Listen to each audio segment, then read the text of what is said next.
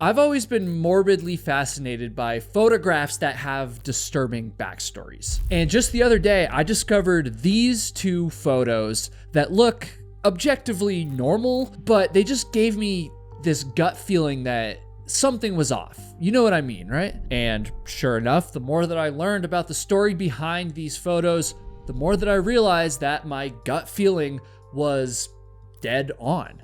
No pun intended. These photos are brand new to the channel. This story that I'm gonna tell you about them is one that I've never covered before. And once it's over, well, we're not stopping, folks. After this brand new story, I've compiled a few other stories for you that all revolve around disturbing photographs. And so buckle up, folks, because here we go.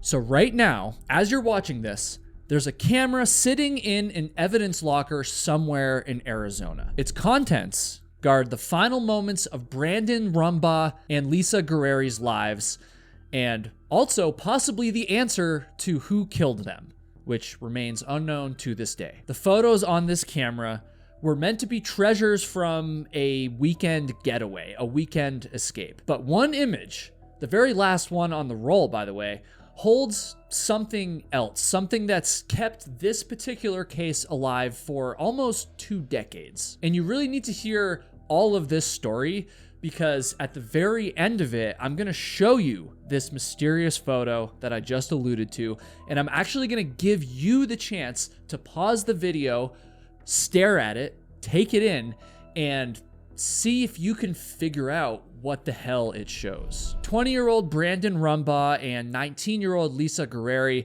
were the kind of couple that everyone loved. And by October of the year 2003, they were approaching a massive milestone in their relationship, which of course was their 1-year anniversary. This was cause for celebration, and celebration plan A was to go to Disneyland. But after the couple kind of looked into things, it was clear that this trip would be far too expensive. And so instead, they turned to celebration plan B, which was to go camping and stargazing in the beautiful Arizona desert. And while I don't blame them for making this decision, in hindsight, I bet you they would have wished that they would have found a way to make plan A work. So Brandon was a student at Arizona State University, and he had a passion for weightlifting and for exercise. He even hoped that one day he was going to be able to open up his very own gym, and honestly, he was on the right track to accomplish that because at the time, he was working as a physical trainer. Now, the young and vibrant Lisa I could only describe her as a romantic at heart, you could say. She aspired to be a wedding planner, though there's no doubt in my mind that she was probably first focused on her own wedding. And I say that because Lisa and Brandon had just gotten engaged right before this camping trip. I feel like in so many of the stories I've covered, the people that have horrible things happen to them are like freshly engaged.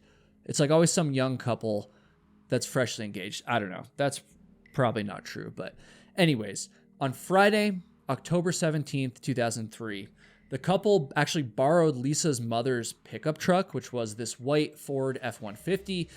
They borrowed it and then they began driving north on Interstate 17.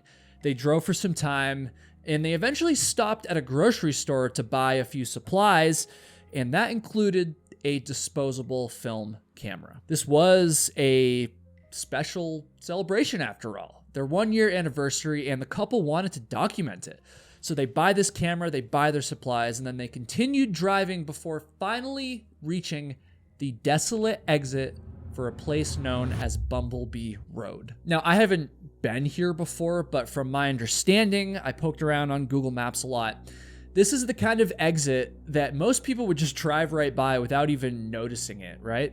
But Brandon and Lisa, well, they were looking for a secluded camping spot so they could go stargazing and just be undisturbed by any light pollution or any other people for that matter. And so Bumblebee Road seemed perfect. It pretty much felt like their own little corner of the world.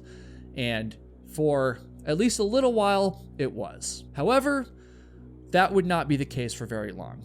And I say that because tragically, Brandon and Lisa were not alone. On Friday, October 17th, there was someone else on Bumblebee Road. Someone who hadn't come to stargaze or to celebrate. Someone who hadn't even come with good intentions at all. And as the sun dipped below the horizon and darkness kind of wrapped itself around the desert, Brandon and Lisa unknowingly stepped into the path of something that they could have never prepared for. And the worst part of this is that by the time they realized it, it was already too late.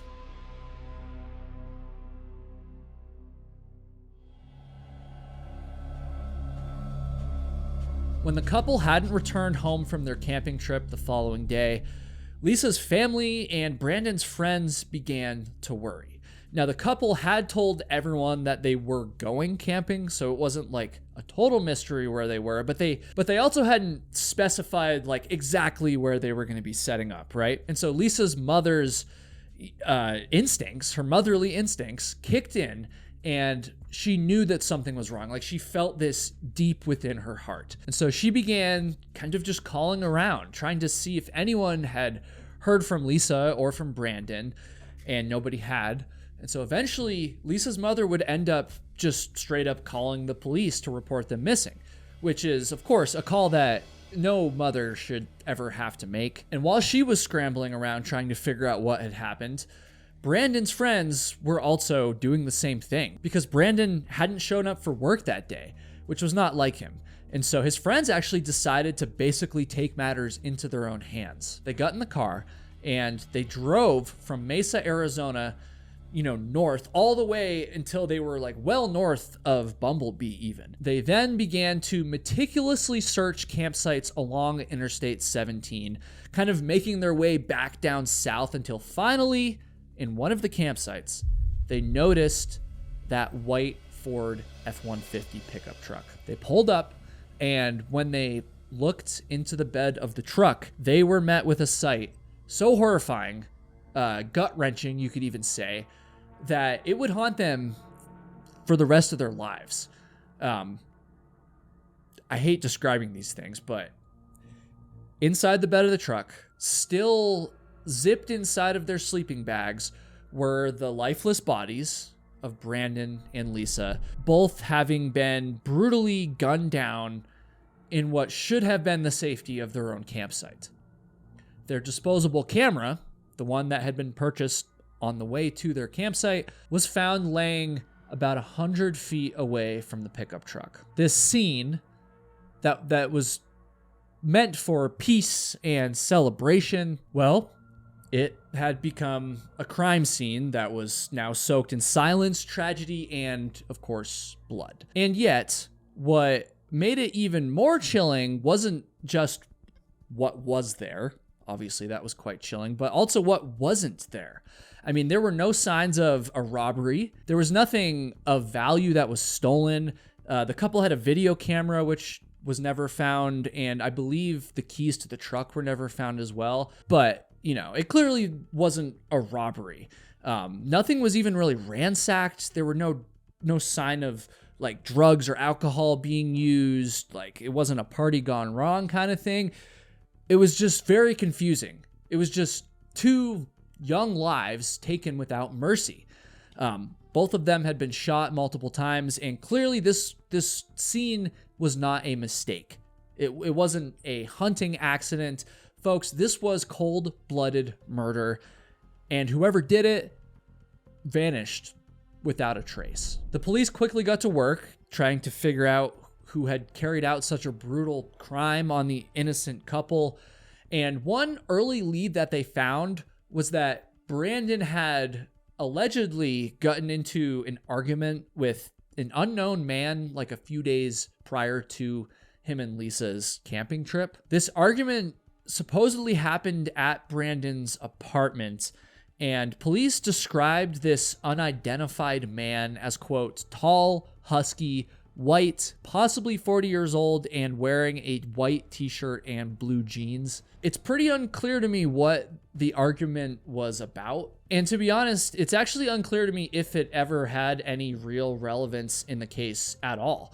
I say that because I only found one source that talked about this argument, and it was an article that was written like only about a month after the killings happened. And so I am making an assumption here, and I could be wrong, and please let me know if I am, but I think that the police probably figured out who this man was, and they investigated it, and they determined that it either didn't happen at all or that it just wasn't related to the murders, and then they just never talked about it to the media again, and it was just forgotten.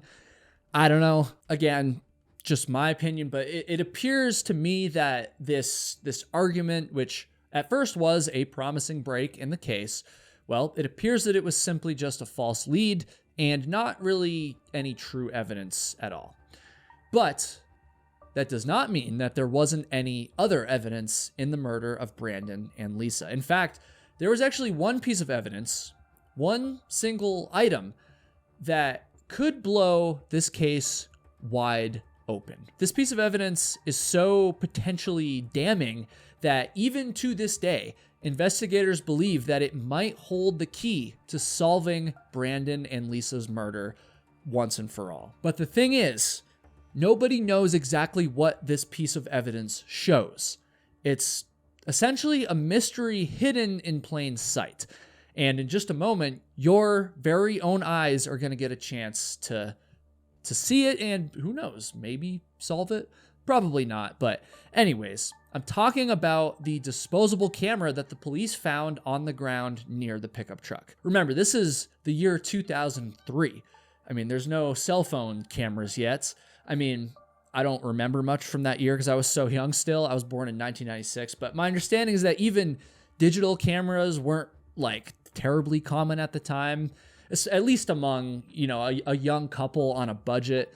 And so to document their camping trip, Brandon and Lisa had purchased this disposable film camera. They were even seen on security tape making this purchase while they were en route to Bumblebee Road. But little did they know, instead of a joyful scrapbook of their trip, this camera would become a silent witness to their last hours on Earth, and maybe, just maybe, to something far more sinister.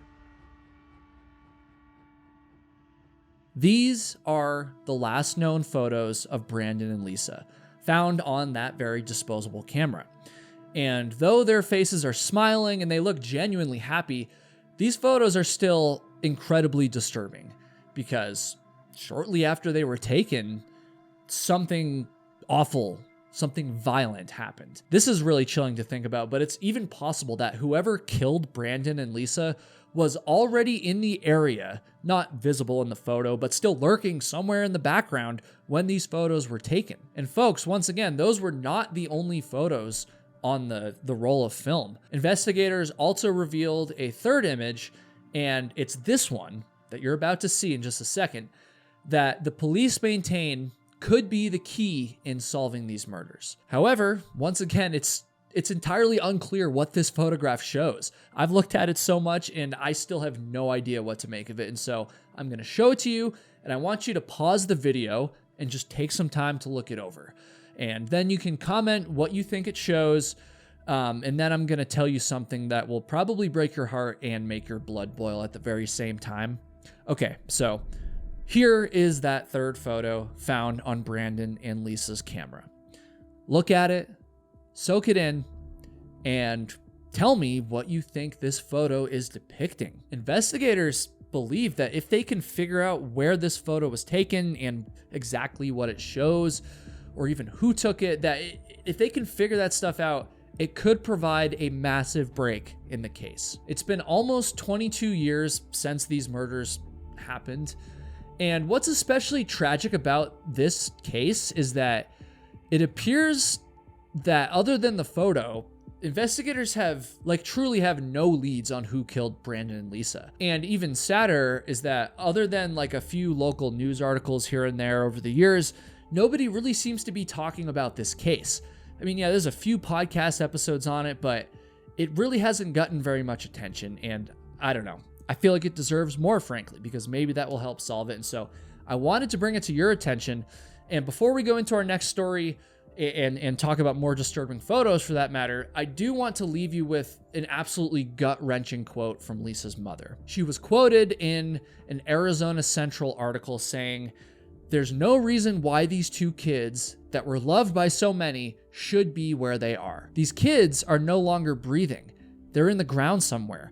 And the person that did this is out there breathing every single day." My heart goes out to Brandon, to Lisa, to Lisa's mother, who's obviously gone through so much, and to the rest of their friends and family. I mean, hearing the pain in Lisa's mother's words there, I don't know. I've written a lot of these videos, and that one in particular really just got to me. And so I really hope that justice is served someday. And please, guys, please leave some love for all of them in the comments below. Yeah, that was a heavy one. I don't know. Something about this one in particular just got to me. And with that said, there's a lot more heavy stories and disturbing photos left to come. I mean, literally hours worth. And so before we go on, I just want to lighten the mood for a little bit here, just for a few moments, and honestly tell you about the reason I'm even able to make these videos and shed light on these stories. And that, of course, is Drink Element. So Drink Element is the sponsor of this video. They are the best electrolyte drink mix company in the game. They have amazing flavors like citrus, orange, and grapefruit. I absolutely love Element, and I also love the fact that they don't have any sugar or any crap in their drink mixes. I mean, if you go to Walmart or any other grocery store, most of the electrolytes that you're gonna find have just like a bunch of sugar and all this stuff. Element doesn't have that. They just have a great taste and they have amazing flavors. Oh, and they also have amazing deals. And so go to drinkelement.com/KyleHatesHiking. That's drinklmnt.com/KyleHatesHiking. And when you make a purchase through that link, you are going to get a sample pack of 8 additional Element flavors thrown in with your order for no extra cost. And so click that link one more time, drinklmnt.com/KyleHatesHiking. Go make a purchase and try the rest of their flavors in the process for no extra cost. Click it, go to it, do it right now. Okay, back to the stories. I know it doesn't look like it, but I think this is one of the most disturbing photos in national park history. And the reason I say that is because shortly after this photo was taken, the couple in it disappeared forever. The story you're about to hear has haunted park rangers for decades, and it has 3 of the most astonishing coincidences that I've ever seen. Many people have suggested that the couple in that photo, Glenn and Bessie Hyde, well, their disappearance was simply the result of an accident. But over the years, whispers of a very dark secret have surfaced, hints that perhaps there was no accident after all. Stick around, folks, because the most unsettling, we'll say, twist in this story comes at the very end. In November of 1928, newlyweds Glenn and Bessie Hyde departed on the most epic and also tragic honeymoon imaginable. And the crazy thing is that this honeymoon had goals way beyond just celebrating their new marriage. And in order to explain what I mean by that, I need to take you on a virtual trip right now to the Grand Canyon where this mystery actually starts. Now, this trip is totally free, but you gotta hit that subscribe button, especially if you're a repeat viewer, in order to cover your admission. And if this is your first time watching my channel, you can have your admission covered by just commenting down below and telling me where in the world that you are from. All right, let's go to the Grand Canyon. Ready? 3, 2, 1. Now, I think it's safe to say that when Glenn and Bessie Hyde visited the Grand Canyon on their honeymoon, again, they had very different intentions, probably from any other couple who had ever visited it. They weren't there, again, to celebrate their marriage, and they weren't even there to take in the scenery. They were there to make themselves rich and famous. By all accounts, the 22-year-old Bessie and her 29-year-old husband, Glenn, were about to enter what should have been the best season of their young lives. I mean, you see this all the time, right? From the outside in, the couple had it all. But as is so often the case, especially now, we know this with social media and everything, the outside picture of somebody's life doesn't always reveal the truth. Now, Glenn had spent much of his childhood and his adult life, for that matter, living and working on his family's farms in the Twin Falls, Idaho area. And in 1928, after they got married, Bessie joined him there. For most normal couples, this farm life probably would have been enough. I mean, I know for a fact there's couples out there right now who dream of this kind of life.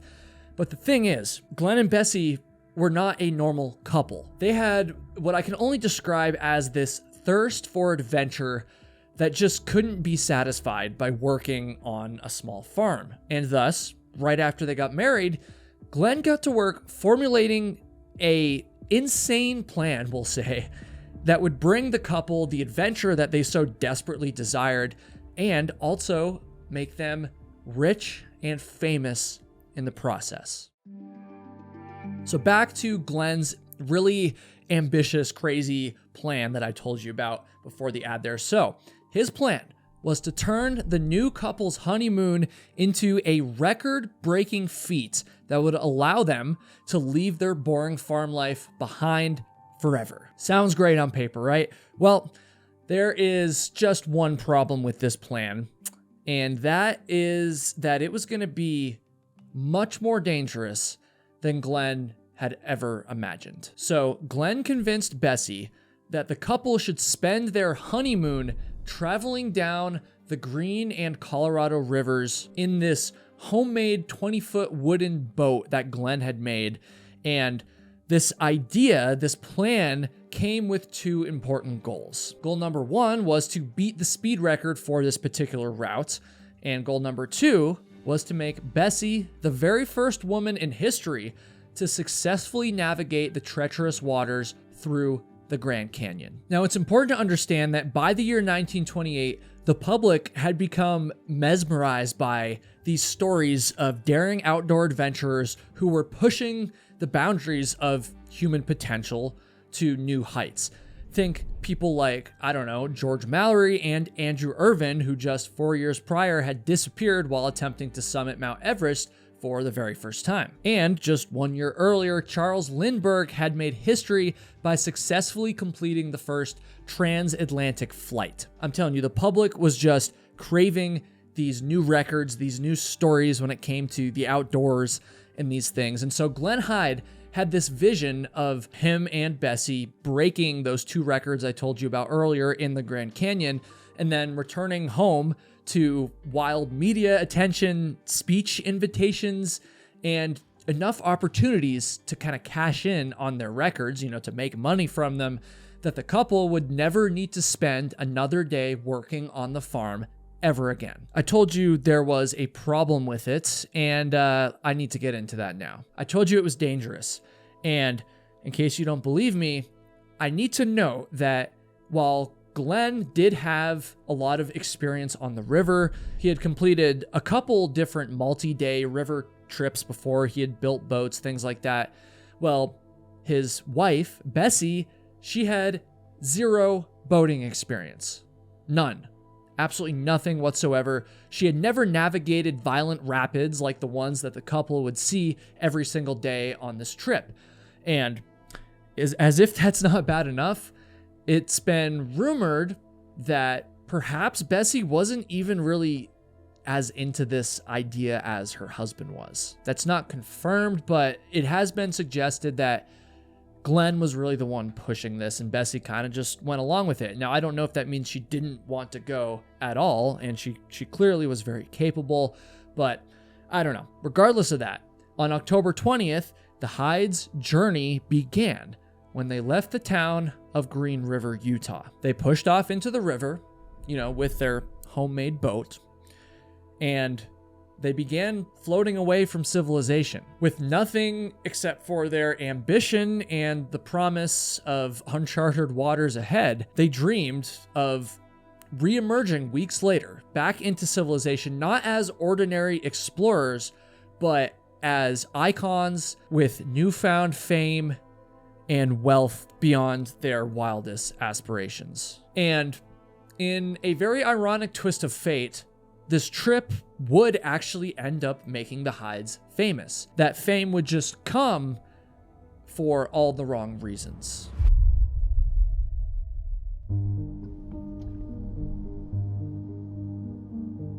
The first few weeks of the couple's adventure actually went surprisingly well.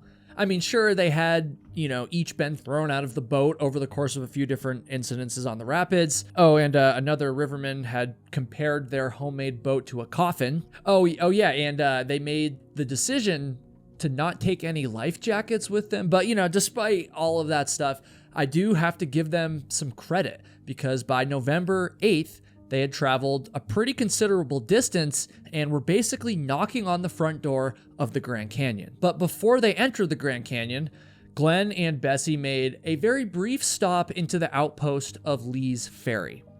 Now, in my opinion, this particular part of the story has been largely overlooked by a lot of people, and I say that because it's in Lee's Ferry that Glenn and Bessie were given a very direct, dire warning about what could happen to them if they continued down the river. A small group of locals in Lee's Ferry, a group of people who were intimately familiar with that river, with the terrain that the couple would be facing ahead, they pleaded with Glenn and Bessie to abandon their journey. They told the Hydes that their small boat would not be sufficient to carry them through the rapids that they were going to be facing. They told them that not taking life vests was basically a dance with death itself. They told them all these things. They warned them, dude, and Glenn and Bessie didn't listen. They had already persevered through mile after mile of deadly rapids. Their confidence was clearly running very high, and tragically, they completely ignored all of the warnings that they were given. They pushed off from Lee's Ferry, they continued on down the river, and for the next couple days at least, their decision seemed to have been vindicated. Finally, Glenn and Bessie entered the Grand Canyon, and they successfully navigated the Colorado River's treacherous waters for just a couple days before making their next resupply stop at Grand Canyon Village. On November 15th, 1928, they docked their boat, and then they hiked up to the rim of the Grand Canyon, where they eventually introduced themselves to a man named Emery Kolb. Emery Kolb was a very well-known photographer who actually ran a studio that sat right up against the edge of the Grand Canyon. An absolutely beautiful place to have a studio like this. And given Glenn's ambition to achieve this fame through the journey that they were on, it's no surprise that he approached the prominent photographer, Emery Kolb, asking him to capture a few portraits of himself and Bessie. The result of this request was these photos right here. They show the couple, who had now been on the river for 26 days, by the way, looking weathered, a little bit tired, but largely in good spirits. Glenn and Bessie told Emery that they would return to the village after their journey was over in order to retrieve these photos. That would give Emery some time to develop them. It makes total sense. They would just come back for the photos later. But, as fate would have it, the couple would never see the images that you just saw a second ago. Now, Emery was very fascinated with the Hydes and their journey, and he spent a considerable amount of time with them while they were in Grand Canyon Village. He was fascinated, but he was also very worried, and so he also spent a considerable amount of time trying to convince them to abandon their journey, just like the locals had done a few days earlier in Lee's Ferry. And this is where it starts to get a little weird. He wasn't just concerned for their safety. He felt like something was off between the couple. Particularly, something was off with Bessie. She never outright said it, but Emery got the sense that Bessie was kind of scared. She didn't really feel comfortable continuing on. So he tries to convince them, particularly Glenn, to, go home. Don't risk your lives doing this, but he fails at this. And so as kind of a last resort, a fallback, he offered the couple his spare life vests. At least, you know, if you guys are going to continue on, wear these life vests. It's going to be much safer. But Glenn refused this request. I mean, without reason or hesitation even, he turned down these life vests.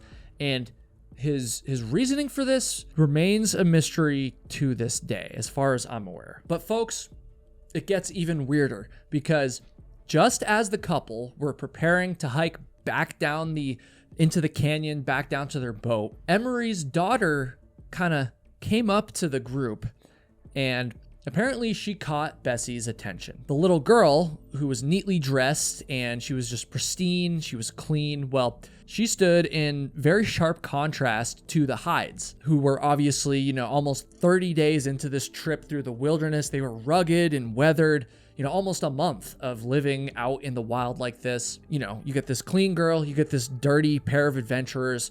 And so, taking particular interest in the little girl's shoes, Bessie commented, quote, "I wonder if I'll ever wear pretty shoes again." Those were her exact words. It's unclear what she meant by this comment. You know, maybe it was just kind of a slip up, or she didn't express herself right, or maybe she was just trying to compliment the girl in her shoes. I don't know. You can't deny that it is a very disturbing comment given the events that I'm about to tell you about next. As the Hydes were leaving Grand Canyon Village, they agreed to allow a man who was named Adolph Suttrue to join them for a short stint on the river. It's not exactly clear to me who this guy was, or even why he joined them, or why they let him join, but one thing is definitely clear, which is the Hyde's boat and Glenn's leadership made Adolph extremely uncomfortable. So uncomfortable, in fact, that Adolph parted ways with the Hydes at the very first opportunity which presented itself. To Adolph, the group's boat was not sufficient to handle the increasingly violent rapids of the Grand Canyon. He also felt that Glenn was struggling to navigate, and he was concerned that the couple didn't tie up the boat when they made camp each night. But most strikingly, Adolph noticed that Bessie also seemed to be uncomfortable and scared, which is an observation that is in line with what Emery Kolb had noticed only a few days earlier. About 2 days after they left Grand Canyon Village, the group pulled into an outpost known as Hermit Camp.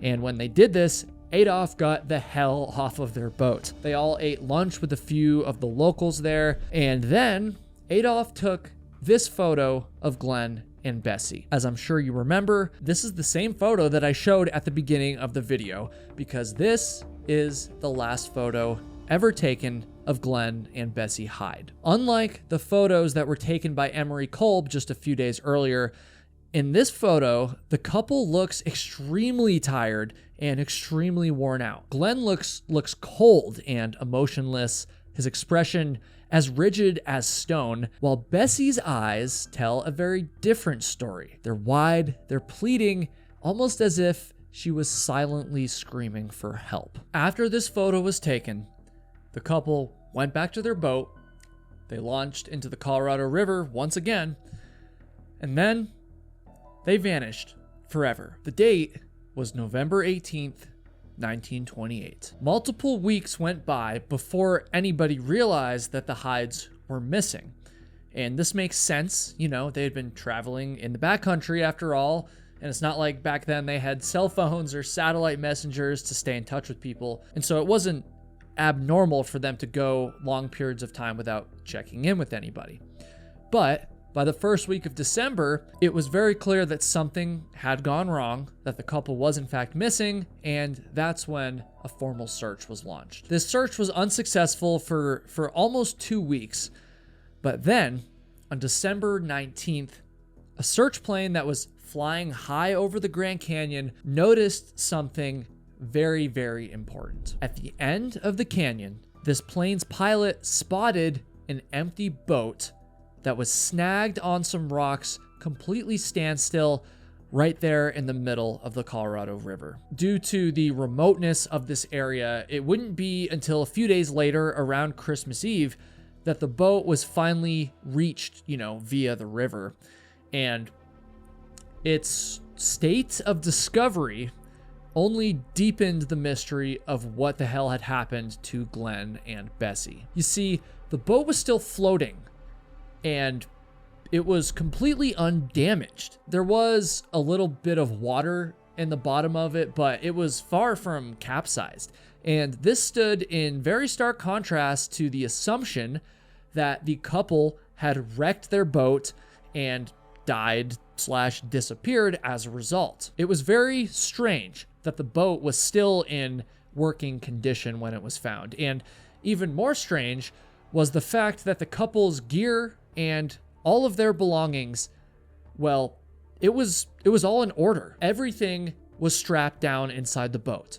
Everything was organized. It wasn't a mess. It didn't look like anything strange had happened. Some of the items that were still inside the boat were the couple's camera, Bessie's journal, and also Glenn's gun, which, those are some things that the couple probably would have taken with them if they had abandoned the boat intentionally. Literally, I'm telling you, nothing else was missing from the boat. The only thing that was missing at all was Glenn and Bessie themselves. The film that was inside the couple's camera was developed, and Bessie's journal was also analyzed.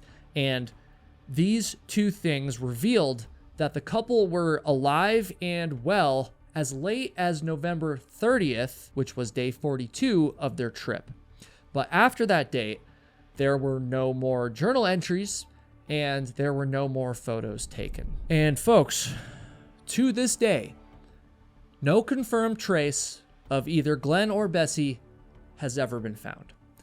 However, this is not the end of our story.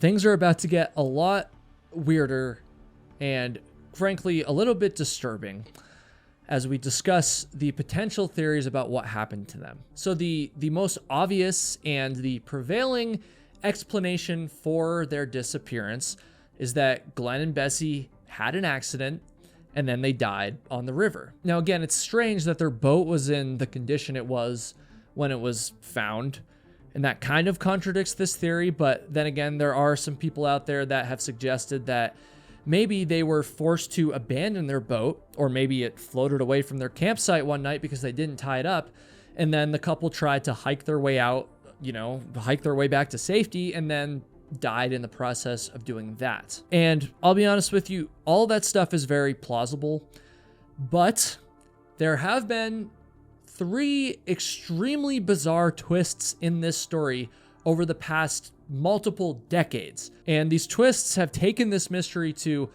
a whole new level of weirdness. Here's what I mean. So in 1971, over 40 years after Glenn and Bessie had disappeared, a group of rafters were on a multi-day guided trip through the Grand Canyon on the Colorado River when they made camp very close to the spot where Glenn and Bessie's boat had been found abandoned. This group, they gathered around the campfire at the end of the day, and their guide began to tell the story of Glenn and Bessie's disappearance. They're in the middle of this incredible story that took place so close to where they were camping when all of a sudden, one of the quiet, elderly members of this guided group interrupted and blurted out that she herself was Bessie Hyde. This woman said that her husband, Glenn, had been forcing her to continue with this river trip, and he had been very abusive, and one day she just snapped and she stabbed him to death and then hid his body and then fled the canyon on foot in order to go start a new life. The river guide and the people who heard this woman's story obviously reported it, and they started to investigate it. And that begs a couple questions, of course. Were this woman's claims true? And was she really Bessie Hyde, deciding to come clean after all of these years? And the truth is that, in all likelihood, she was not. It turns out this woman's real name was Elizabeth Cutler, and An investigation revealed that she was a retired psychologist who had this reputation for kind of just messing with people, essentially, playing mind games with them. In fact, when she was interviewed after this guided trip was over, she denied ever claiming to be Bessie Hyde. And this very bizarre twist in the story was basically dismissed as a dead end. But the weirdness doesn't stop there. In fact, it's actually just getting started. So a few years after this woman bizarrely came out and said she was Bessie Hyde, Emery Kolb, again, who was one of the last individuals to see the Hydes alive, well, Emery passed away. Remember, he owns this studio, this property right on the rim of the Grand Canyon. And so after he died, his studio was searched. And by the way, once again, this is the very same studio that he photographed the Hydes at before their disappearance. And while his studio was being searched, a very disturbing discovery was made. A skull with a bullet hole in it, by the way, was found on Emery's property. And of course, this fueled wild speculation that the skull belonged to Glenn Hyde, and perhaps he was murdered by Emery so that Emery could run off with Bessie or something like that. Emery, of course, was no longer alive when all of this speculation started, and he was therefore unable to deny any of these rumors. And so they actually persisted for many, many years beyond this discovery. It is very strange, right? Why would Emery have literally kept a skeleton in his closet for years and years and years without telling anyone? That question remains unanswered to this day. But the question of whether or not Emery killed Glenn Hyde has been answered. And as you probably have guessed, the answer is that he didn't. Forensic testing was done, as well as, forensic comparisons between Glenn's facial structure and the face of this unknown skull. And all of these tests concluded that the skull did not belong to Glenn. And folks, it doesn't stop there. So now let's flash forward to 1992. And this is the year when the famous Grand Canyon rafter named Georgie Clark passed away. Georgie was very well known in the Grand Canyon, in the rafting community, even famous, you could say, for being the very first woman to become a commercial river guide in the Grand Canyon. She had devoted much of her life to the waters of the Colorado River, and she was basically a legend in the national park. And after she died, her friends and her family were kind of organizing her belongings when they made a couple very shocking discoveries. First, they found a small pistol that was hidden among her possessions. Then, they found her birth certificate, which shockingly stated that Georgie wasn't even her original name. Apparently, Georgie Clark had changed her name after she became an adult, and this birth certificate proved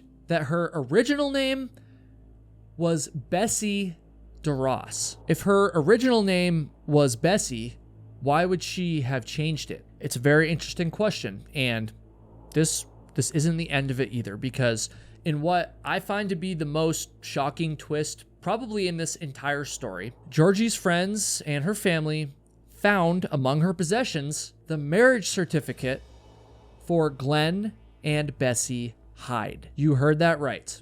I fact-checked this as much as I could because it almost sounds unbelievable. It sounds crazy, right? Why would this woman have Glenn and Bessie's marriage certificate? When these discoveries were reported, this obviously started a lot of chatter about whether Georgie Clark, who had spent so much time on the river in the Grand Canyon, was actually Bessie Hyde herself, this missing woman from the Grand Canyon. There were always these rumors that Bessie Hyde had killed Glenn and then ran off and she started a new life. And so these discoveries found among Georgie Clark's possessions only fueled the flames for this theory. However, despite the coincidence of Georgie changing her name from Bessie and also having possession of Bessie Hyde's marriage certificate, this theory that Georgie really was Bessie Hyde has been largely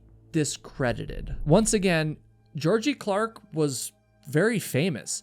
her life was very well documented.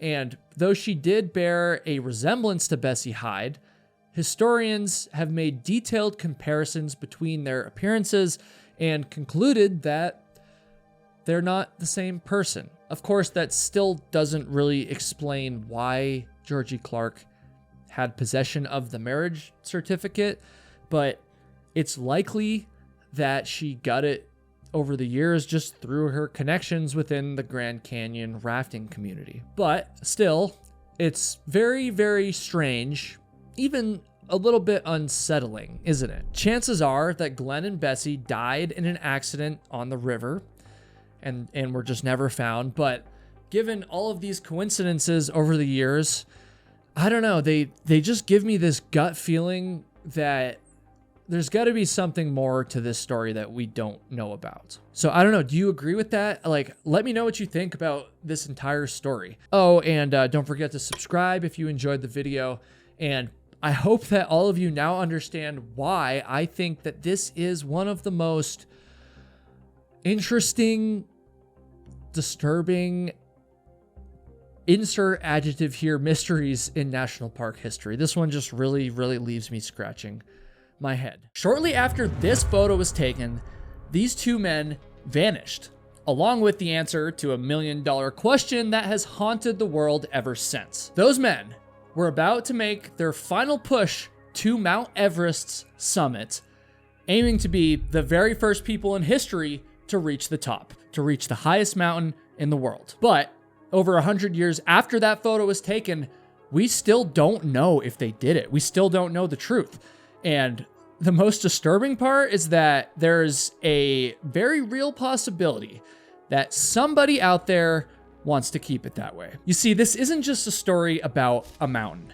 It's a 100-year mystery filled with unanswered questions and the chilling possibility that a powerful circle of people don't want the truth to come out. So is the answer to Everest's greatest conspiracy still frozen on the mountain somewhere, or has it been covered up forever?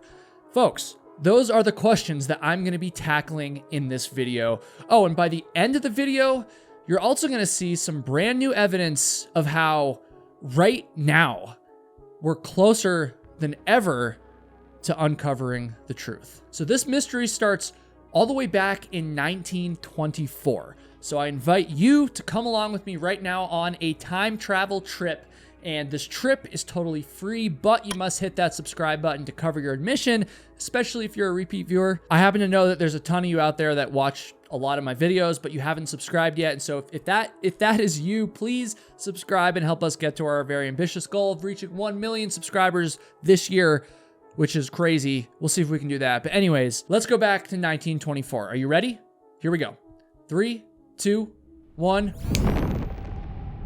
All right, we've made it. So the British are attempting to make history by reaching the summit of Mount Everest, you know, the highest mountain in the world, no big deal, for the very first time. And the crazy thing is the British have been striving to win this race to the top of the world ever since the end of World War I. And they had even assembled a small team of elite climbers in order to make this happen. Now, two of these climbers were 37-year-old George Mallory and 22-year-old Andrew Irvine, who went by the name Sandy, so that's how I'm going to be referring to him for the rest of this story. Now, it was not George's first time on Everest. In fact, it was actually his third time. He had been part of the British effort to reach the summit almost from day one. And so he had actually been to the base of Everest multiple times. In fact, in 1922, George had actually set a world record by climbing to an elevation on Everest of 26,800 feet, which is about 8,200-ish meters. And that was a world record at the time. No one had ever climbed to that elevation before. Sandy, on the other hand, well, he had never been to Everest before. He was a lot younger. Again, he was only 22. He was fresh out of college. And truthfully, he probably wouldn't have even made it onto the expedition if not for two important factors. Number one, Sandy had studied engineering in school, and he was known to be very skilled with the oxygen technology, the canisters, the tanks that they were using. And number two, well, they just thought it would be good to bring some young blood to Everest to kind of shake things up a little bit from the past expeditions. And so on the very first day of June in 1924, George Mallory and a few other folks, including Charles Bruce and a number of porters, well, they made their very first push for the summit, but they ended up turning back due to bad weather. And then the very next day, two new climbers that were part of the expedition, Edward Norton and Howard Somerville, they made a summit attempt as well, and they actually made it a lot closer than the folks the previous day. They set a new record at the time for the highest altitude that was ever climbed, and also the highest photograph ever taken, by the way, but they too would end up turning back. And as you can see in this photo, they were so close to the top. You can see the summit up there, but it's a really good thing that they turned around because, well, they both nearly died on the descent shortly after this photo was taken. And so that brings us to George Mallory once again and his younger climbing partner, Andrew Irvine. And so a few days later, it's now June 6th, 1924, the two of them left their camp high up on the slopes of Mount Everest's north face, and they started their push for the summit. They emerged from their tents, they rigged up their oxygen equipment, and while they were doing this, fellow expedition member Noel Odell snapped this photo right here, which would go on to be the last photo of the two men. So 2 days after George Mallory and Andrew Irvine started their summit push, 2 days after that famous last photo of them was taken, Odell, the same guy who took the photo, he was looking high up on the mountain when all of a sudden he witnessed the clouds kind of just clear out for a brief moment. He said, quote, "My eyes became fixated on one tiny black spot silhouetted on a small snow crest beneath a rock step in the ridge. Another black spot became apparent and moved up the snow to join the other on the crest. The first then approached the great rock step and shortly emerged at the top. The second did likewise. Then the whole fascinating vision vanished, enveloped in cloud once more." Now the thing is, nobody else was climbing Mount Everest at this time.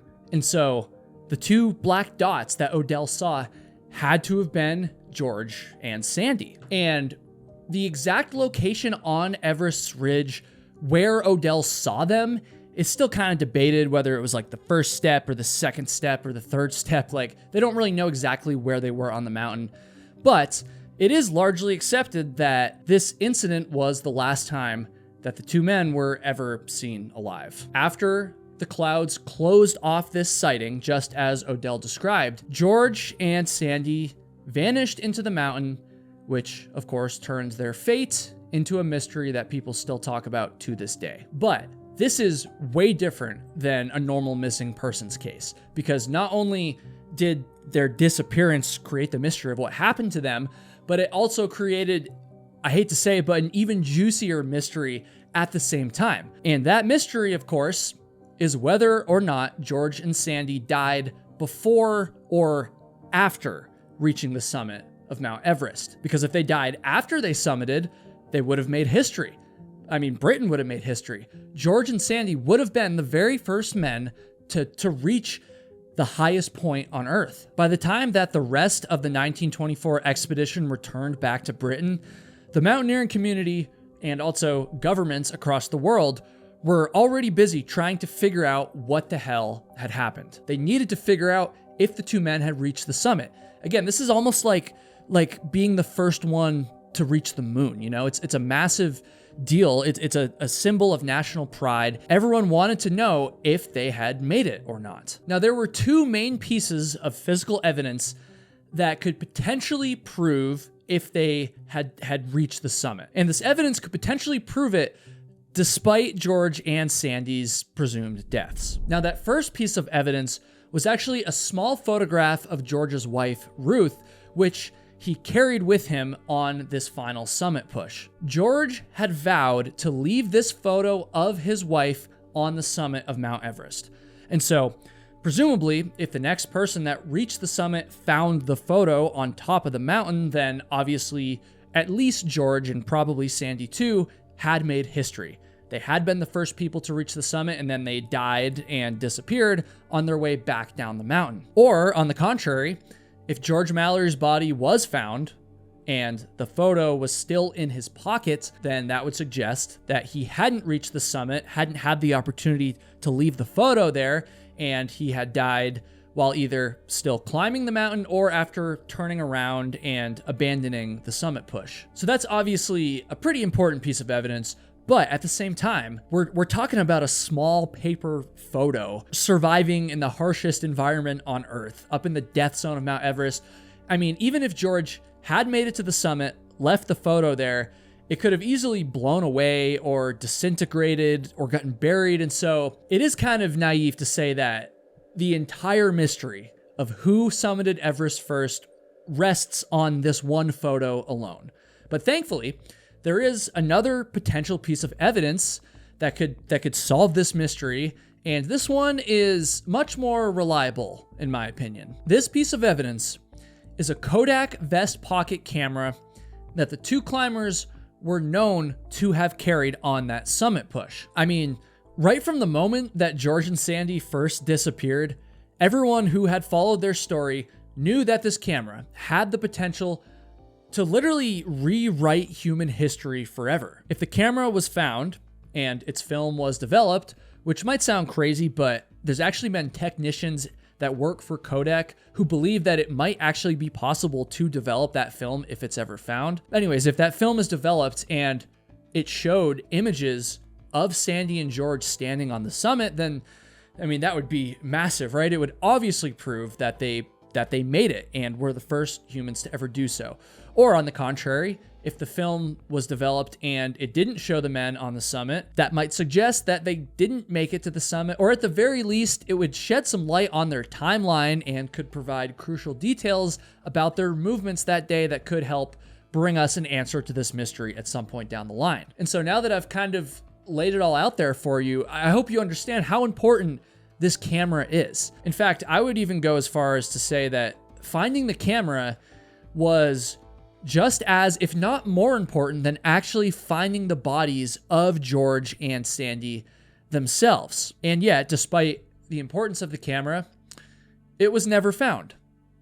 Or was it? You see, years would go by and the camera, the photo of George's wife, and of course the bodies of the two brave men, none of that stuff was ever found. But then, in 1953, Sir Edmund Hillary and Sherpa Tenzing Norgay successfully summited Mount Everest and officially became the first two men to ever do so. And then, a few years later, in 1960, a Chinese expedition made history by successfully reaching Everest's summit via the North Ridge, which was the same route that George and Sandy had been attempting to take. I will say there has been some speculation that maybe the Chinese expedition might have exaggerated and hadn't actually reached the summit.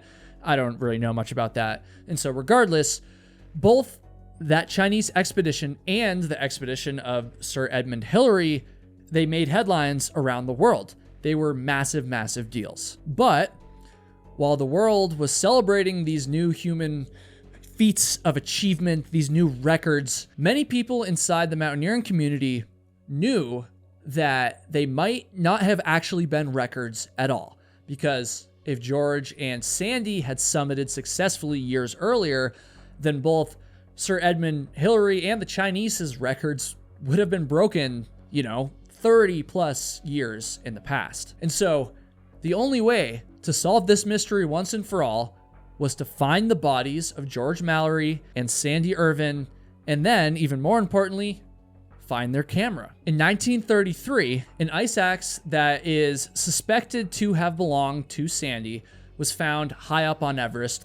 And then, in 1975, there was an unconfirmed sighting of one of the men's bodies by another Chinese expedition, probably Sandy's. And these clues served as a jumping off point for what would be called the 1999 Mallory and Irvine Research Expedition, who set out on Mount Everest, not to reach the summit like everyone else, but to finally solve the mystery of who had done it first and just put this to rest once and for all. On May 1st, 1999, the very first day of their search, by the way, expedition member Conrad Anker had kind of ventured off the beaten path to search for clues.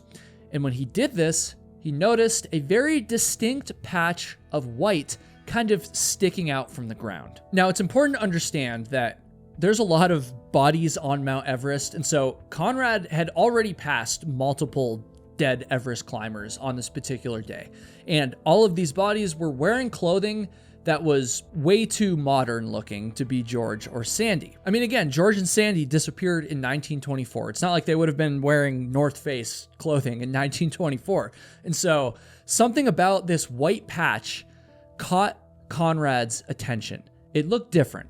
And so he trudged over to it, and when he finally reached it and looked down, he found a mummified body lying face down on the slope as if he had died while trying to self-arrest or like stop himself from falling. There were fragments of clothing that were still on the body, and this clearly matched the style that was worn by 1920s climbers. This was no North Face jacket, right? And so Conrad quickly radioed out to the rest of his team what he had found. Before he knew it, he was surrounded by all the other members of his expedition, and everyone there knew that a very important body had been found. They just didn't know who it was yet. Initially, the expedition actually thought that Conrad had found Sandy's body, but once they started to inspect the shirt that this mummified body was wearing, they found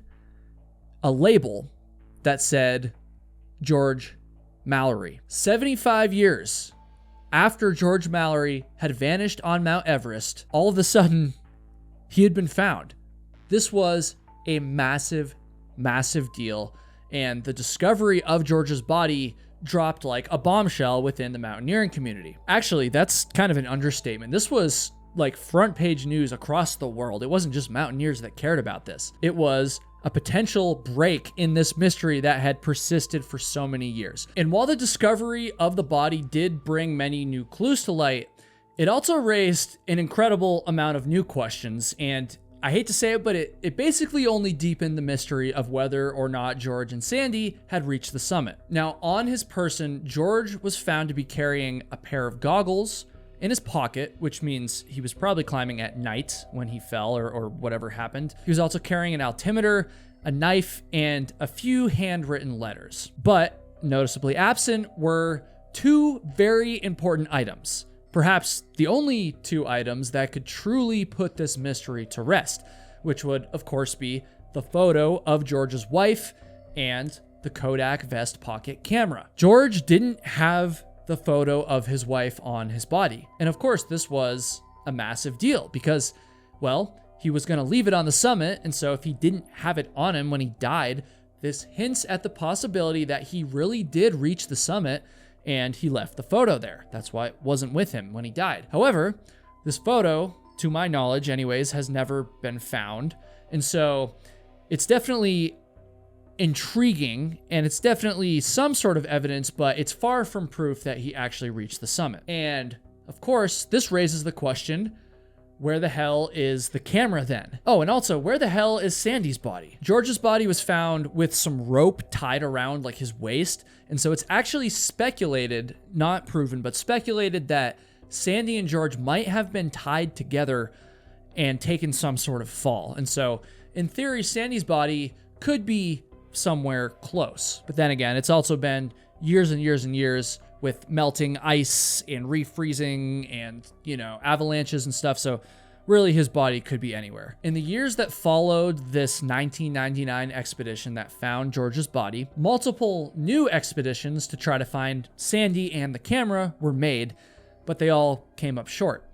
And interestingly enough, there was even an effort to relocate George Mallory's body, which also failed, despite the fact that the searchers knew the exact coordinates where he had been found years earlier. Now, folks, hopefully the story up to this point has been pretty fascinating, but the truth is that I haven't even told you the real conspiracy yet. I mean, yes, there's a mystery about whether they reached the summit first, but I'm actually about to get away from that just a little bit. It's time to go full conspiracy here, so put on your tinfoil hat with me because, folks, things are about to get a little bit weird. What if I told you that there is a possibility that Sandy Irvine's body had already been found long before George Mallory's was, and that the famous Kodak vest pocket camera had also been found as well? Now, to be clear, yes, this is a conspiracy,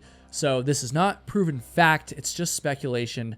But I will say there are at least a few quite well-known and well-connected members of the mountaineering community who believe that a few members of the Chinese government might be the only people on Earth who actually know the truth about who reached Everest's summit first. So the story generally goes like this.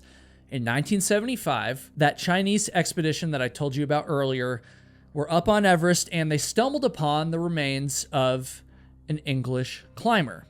They were up over 26,000 feet or 8,000 meters high on Everest, like way, way up there. And with this climber's body was that Kodak camera. And so the Chinese took it and they kept it and its photos for themselves. Again, this is not proven fact, but there are a few Chinese climbers, including Pan Du, who was the first Chinese woman to ever summit Mount Everest, and actually the first woman of any nationality to summit via the North Face route. Well, her and maybe a few other climbers have allegedly made comments about finding Sandy and the camera. If you really want to dive into the source of this conspiracy, then I'm actually going to share some resources with you at the end of the video where you can do that. But for now, let's just say, just because why not? Let's just say that it is true. It is true that the Chinese found the camera. Well, that begs the question, why wouldn't they share this historical discovery with the rest of the world? Why would they have found it and then just kept it under wraps to this day? And to answer those questions, I'm going to present you with two slightly different theories. So first of all, the North Face route of Mount Everest is within the Tibetan/Chinese borders. And so that doesn't obviously justify them taking the camera. But just to be clear, it's not like they stole the camera in another country, like across international lines. They were technically within their own borders. Okay, so the first theory about why they didn't share the camera with the rest of the world is that the Chinese wanted to develop George and Sandy's photos before they announced that they found the camera. And then in the process of developing this 50-year-old film, they were either unsuccessful and couldn't get the photos, or they just botched it entirely and destroyed the film, and along with it, any chance of ever developing it. And then, in order to avoid international embarrassment and scrutiny, the Chinese decided to just cover up the entire discovery for good. Now, that's what I would describe as the more charitable theory about why they never shared the camera. The other theory suggests a cover-up for much more nefarious reasons. Some people out there speculate that the Chinese decided to keep their discovery of the camera under wraps to develop the photos quietly, and when they did this, they actually were successful. They were able to get the photos from the film, and they found that George Mallory and Sandy Irvine had in fact reached the summit of Mount Everest. The Chinese saw photos of them, ice axe in hand, triumphantly standing at the top of the world for the very first time. If this had happened and the Chinese saw these photos, it would have been a major problem for them. The reason I say that is because, once again, the Chinese claim to have completed the very first successful summit of Mount Everest from the North Face route, which again is the route that George and Sandy had taken. From my understanding, this record is a very big deal for the Chinese. It's and understandably so. It's a point of national pride, and if they discovered proof that George and Sandy had reached the summit in 1924, then the Chinese record would no longer exist. Thus, the theory goes that when developing the photos and seeing proof that George and Sandy had in fact summited, the Chinese decided to destroy the camera and destroy the photos forever so that nobody could take their record away from them. And while those various, again, unproven theories account for the whereabouts of the camera, they don't quite account for the whereabouts of George and Sandy's actual bodies. And so there's actually been a few different theories about what happened to their bodies as well, you know, ranging from the Chinese removing them off the mountain after the 1909 discovery of George, all the way to the theory that the Chinese simply buried, hid, or even threw their bodies off the mountain so that they could kind of keep things sightly and clean. The fact that George Mallory's body was confirmed to have been found, like it's on camera, we know for sure that his body was found, and then years later at the same spot, the body just wasn't there anymore, that is a little suspicious, and again, is just rife for different theories and discussions about what happened. Now, if I had made this video literally on this day last year, this is where it would have ended. This is where I would have finished it. But we're not done, folks, because just a few months ago, as of the time of this recording, there was a massive break in this mystery. A break that could signal that we're actually much closer to finding an answer to this entire conspiracy than we ever thought was even possible. In late September 2024, a National Geographic documentary crew, which was led by the famous outdoor filmmaker Jimmy Chin, well, they were descending Mount Everest when they made a very peculiar discovery. While moving through a glacier, they found a discarded oxygen tank that was marked from the year 1933. Now, finding discarded equipment on Mount Everest is very common, but finding something all the way from 1933 was a lot different. That was not a normal thing. In fact, 1933 was the year that Sandy Irvine's ice axe was found high up on Mount Everest slopes. And so this discovery of the oxygen tank got the National Geographic team kind of thinking that perhaps there was more to be discovered around this particular area. They were even joking at first that they might actually be able to find Sandy Irvine himself and his camera. Jimmy Chin and his fellow climbers, well, they spent the next few days kind of searching the area until suddenly they spotted an old boot sticking out of the ice right there on Mount Everest's slope. It looked like this boot had melted out of the ice literally only a week prior. And so, you know, their hearts pounding, the team race over, they inspect this boot, and when they're looking over the sock that's kind of stuck inside of it, they saw it. They saw the name A.C. Irvine just printed on the side of it. This possibility of finding Sandy, this thing that had started out as like a joke for them, had actually turned into reality. Literally 100 years later, the very first discovery of Sandy Irvine had been made. So this is obviously a massive deal. But I will say that Jimmy Chin and his team only found Sandy's foot and his boot.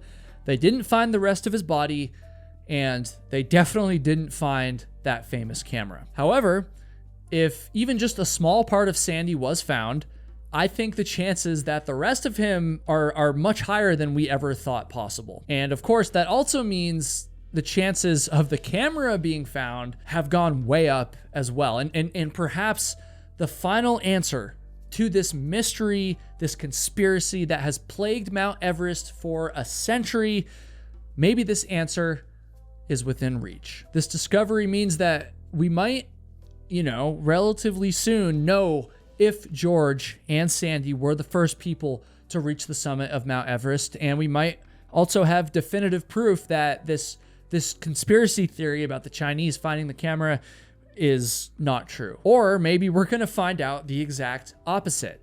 I don't really know. I don't really know who to believe or who to trust, but if you have an opinion on this wild story, I encourage you to leave it in the comments. And also, if you want to go way deeper into this mystery and this conspiracy theory, learn a little bit more about the roots of the Chinese aspect of it, kind of like I alluded to a few minutes ago. If you want to do that, I highly recommend you check out the YouTube channel Everest Mystery. which I've linked down below. Tom Pollard, who runs that channel, was actually on the expedition that found George Mallory's body back in 1999, and he has a ton of videos that go way deeper into this story and this conspiracy theory than I did. And so go check out his channel. And Tom, when you see this, thank you very much for helping me prepare this video. I hope I did the story justice. You're about to see some of the most disturbing photos in National Forest history. All of these photos are related to each other. They all exist because of the same catastrophe. But what you have to understand is that each one actually tells a very different story. Every photo that I show you and every story that I tell you is going to be more disturbing than the last.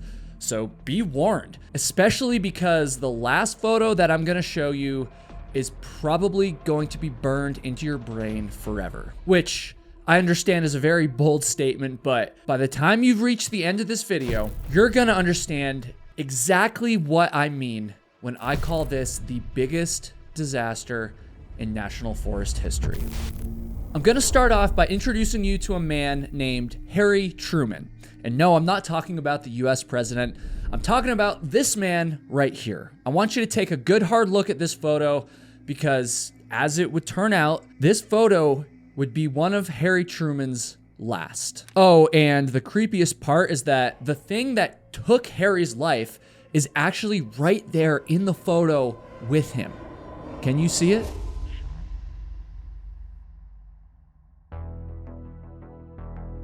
In order to learn Harry's story, I need to take you on a virtual trip to the infamous Mount St. Helens. Now, this trip is totally free, but you must hit that subscribe button to cover your admission, especially if you are a repeat viewer, or especially if you want to help us reach our very ambitious goal of hitting 1 million subscribers in the year 2025. So please do that. Okay, so Mount St. Helens lies within the Gifford-Pinchot National Forest, and for most people, this is a place that you just visit, probably only once in your lifetime. But for Harry Truman, Mount St. Helens was actually the place that he had called home for over 50 years of his life. Harry had served honorably in the US Army during World War I, and after returning home from the war, he leased some land right next to Spirit Lake, which is only a few miles away from the summit of Mount St. Helens. He went on to open the Mount St. Helens Lodge right there on the lake, which proved to be such a successful endeavor that Harry never worked a different job for the rest of his life. As year after year went by, Harry became very well known for operating this elegant lodge, but he also became much more well known, frankly, for being kind of a wild card, a troublemaker, if you will. He built up a very interesting, we'll say, reputation. And so here's some examples of what I mean. In one instance, Harry allegedly forged a game warden's badge so that he could go like fish in a restricted area.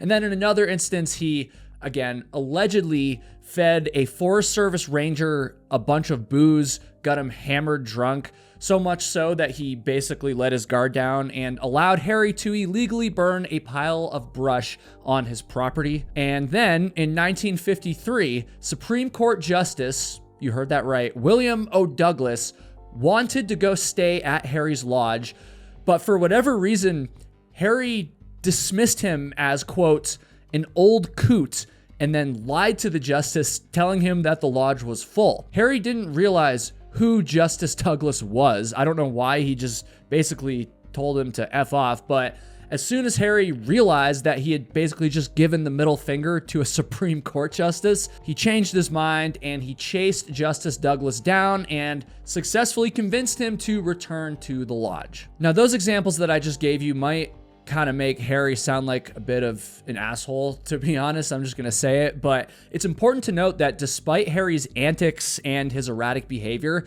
he was actually very well liked within the Mount St. Helens community. There was like some charm to his attitude, right? I mean, he was basically the stereotype of an old timer who was just kind of rough around the edges, but was respected for his heart of gold and his no nonsense attitude. And just to prove this point even further, Harry and Justice William O. Douglas would actually go on to be lifelong friends despite their rocky introduction. After years of running the lodge at the base of Mount St. Helens, after years of contentment, in 1975, Harry Truman's life would be turned upside down when his wife, Edna, passed away. Edna was actually Harry's third wife, but out of all three wives, she was by far his favorite, his true soulmate, if you will. They had even run the lodge together for decades, and after she passed, without her by his side, the place just felt kind of hollow for Harry. And so in order to cope with this emptiness, he turned to the two things that he knew best, which were number one, liquor, and number two, the very mountain that he had called home for so many years. After Edna died, Mount St. Helens became Harry's sanctuary.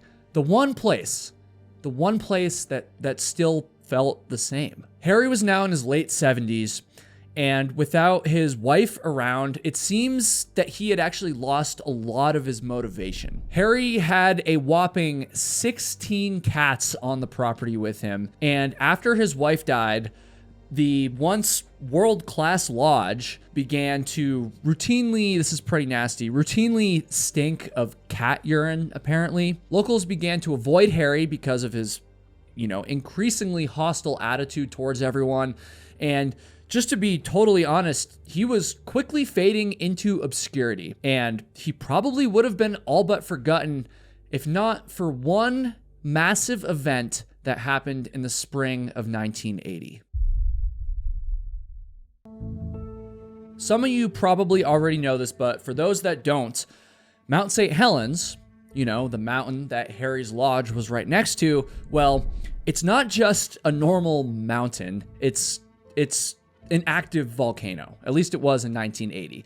And in March of that year, it was becoming very clear to scientists and also to the U.S. Forest Service that Mount St. Helens was itching to erupt. Now, they didn't know when it would happen, and they certainly didn't know what the impact would be, how dangerous it would be, but they did know that the eruption was imminent. And so they got to work evacuating the area that immediately surrounded the mountain, which of course included the small community near Spirit Lake. By this point, there had already been multiple earthquakes in the area, and most of the residents had already just taken it upon themselves to leave. I mean, they didn't want to be around, it just felt dangerous. But of course, there was one Spirit Lake resident who absolutely refused to go anywhere, refused to budge, and predictably, you probably know where I'm going with this, it was Harry Truman. Harry was determined to stay no matter what. And so when all of these earthquakes began knocking him out of his bed in the middle of the night, he simply switched to just sleeping in the basement where it was safer. Harry did not care one bit what the scientists and geologists were saying about the danger. He repeatedly turned down law enforcement officials who were just begging him to leave, but he didn't turn down members of the media. He had a much different attitude towards them. Harry told members of the media things like, quote, "I think the whole damn thing is over-exaggerated. Spirit Lake and Mount St. Helens are my life. You couldn't pull me out with a mule team." And he also said, quote, "That mountain just doesn't dare blow up on me. I got enough food and liquor to stand a hell of a siege." And of course, finally, he said, quote, "I'm going to stay right here because I'll tell you why. My home and my f***ing life's here. My wife and I, we both vowed years and years ago that we'd never leave Spirit Lake. We loved it. It's part of me, and I'm part of that f***ing mountain." Harry's attitude and defiance would soon land him on the front page of the New York Times, among other national publications. This stubbornness that had defined him for his entire life had basically turned him into an overnight celebrity because of this Mount St. Helens thing at the age of 83. By May 17th, 1980, Mount St. Helens still hadn't erupted, which only further emboldened Harry to just stay put. I mean, so much time had gone by, nothing had happened yet. You know, it just, you can kind of understand where he was coming from. It was on this day, May 17th, that law enforcement once again paid him a visit, once again begged him for his own good to evacuate Spirit Lake, and Harry, once again, told them to pound sand. Nobody knew it at the time, but it would turn out that this was Harry's final warning. The very next morning, Mount St. Helens unleashed one of the most catastrophic volcanic eruptions in US history. A massive earthquake triggered a landslide, which was also one of, if not the largest recorded landslide in history. And this landslide instantly ripped away the mountain's northern face, and it actually lowered the summit of the mountain by more than 1,000 feet. It just burst. This unleashed a violent lateral blast, sending a wave of scorching gas, ash, and debris racing at nearly 150 miles per hour, obliterating pretty much everything in its path. The sky turned black as a towering ash cloud rose 15 miles into the atmosphere, eventually spreading across multiple states. Spirit Lake was swallowed basically in an instant, buried beneath a wave of mud, fallen trees, and of course, volcanic rock and ash. This eruption left behind a landscape of devastation, flattening over 230 square miles of forest and ending the lives of 57 people. And that, of course, tragically includes Harry Truman, who refused to leave the mountain that he loved so much, that he felt so comfortable at. Harry and his 16 cats, well, they were all killed within minutes of the eruption, and, well, his body was actually never found. Harry didn't trust the geologists that had tried to warn him, and honestly, I can't really say that I blame him. You know, he was in his 80s, he'd been there his whole life. I don't know. I'm not trying to like put that on him or anything. Oh, and speaking of the geologists that were trying to warn people about the dangers, in a very ironic twist of fate, one of those geologists, who was actually one of the loudest in kind of pushing for the same evacuations that Harry ignored, well, this geologist would also end up meeting a very similar fate to Harry. Take a good hard look at this photo right here. This is geologist David Johnston, and this photo was taken at about 7 p.m. on May 17th, 1980. So leading up to this photo, Dave had spent the last few months monitoring the volcano's activity. He himself had actually made a number of trips to the summit crater, and he held the belief that the public was not taking the threat of an eruption seriously enough. And for a little more context, by May of 1980, some of the locals had grown sick of the restrictions and roadblocks, and they were applying a lot of pressure on the government to reopen certain areas close to the mountain, including Spirit Lake, by the way. And David Johnston was very vocal in his opposition to this reopening. To him, Mount St. Helens was basically a ticking time bomb, and he was determined to save as many lives as he could, even if it made him look like the bad guy in the short term. By the middle of May 1980, Dave had been stationed at the Coldwater 2 observation post, which was roughly 5 to 6 miles as the crow flies away from the summit of Mount St. Helens, which might sound very close, and in hindsight, I guess it kind of was, but despite this distance, Dave and his fellow geologists actually believed that Coldwater 2 was a safe location. On the morning of May 18th, 1980, Dave was manning the station all by himself. He awoke from his trailer, he grabbed his radio, and he kind of just began to monitor the mountain just as he had done pretty much every morning over the last few months. There was really nothing that different about this day at first. But of course, that would pretty much all change in just an instant. Because once again, at 8:32 in the morning, Mount St. Helens exploded. And it was actually David Johnston who would go down in history as the very first person to report this. Radio in hand, Dave attempted to contact his coworkers who were stationed back in Vancouver, Washington. He was heard over the radio saying, quote, Vancouver, this is it. But tragically, after this brief transmission, Dave's radio went completely silent. A few miles away from Dave, a man named Jerry Martin also had his radio out as the eruption was taking place. And Jerry watched in horror as the lateral blast swept right over Johnston's outpost. I mean, he could see it from where he was, at which point he said this into his radio. Now we've got an eruption down here. Now we got a big slide coming off. The slide is coming off of the west slope. Now we got a whole great big eruption out of the crater. And we got another that opened up on the west side, and the whole west side, northwest side is sliding down. It's coming up over the ridge towards me. I'm going to back out of here. Gentlemen, the camper and the car sitting over to the south of me is covered. They're going to get me too. Get out of here. And it's going to get me too. We can't get out of here. Those were his final words. And it's kind of crazy how calm Jerry sounded when he said those things, because he was right.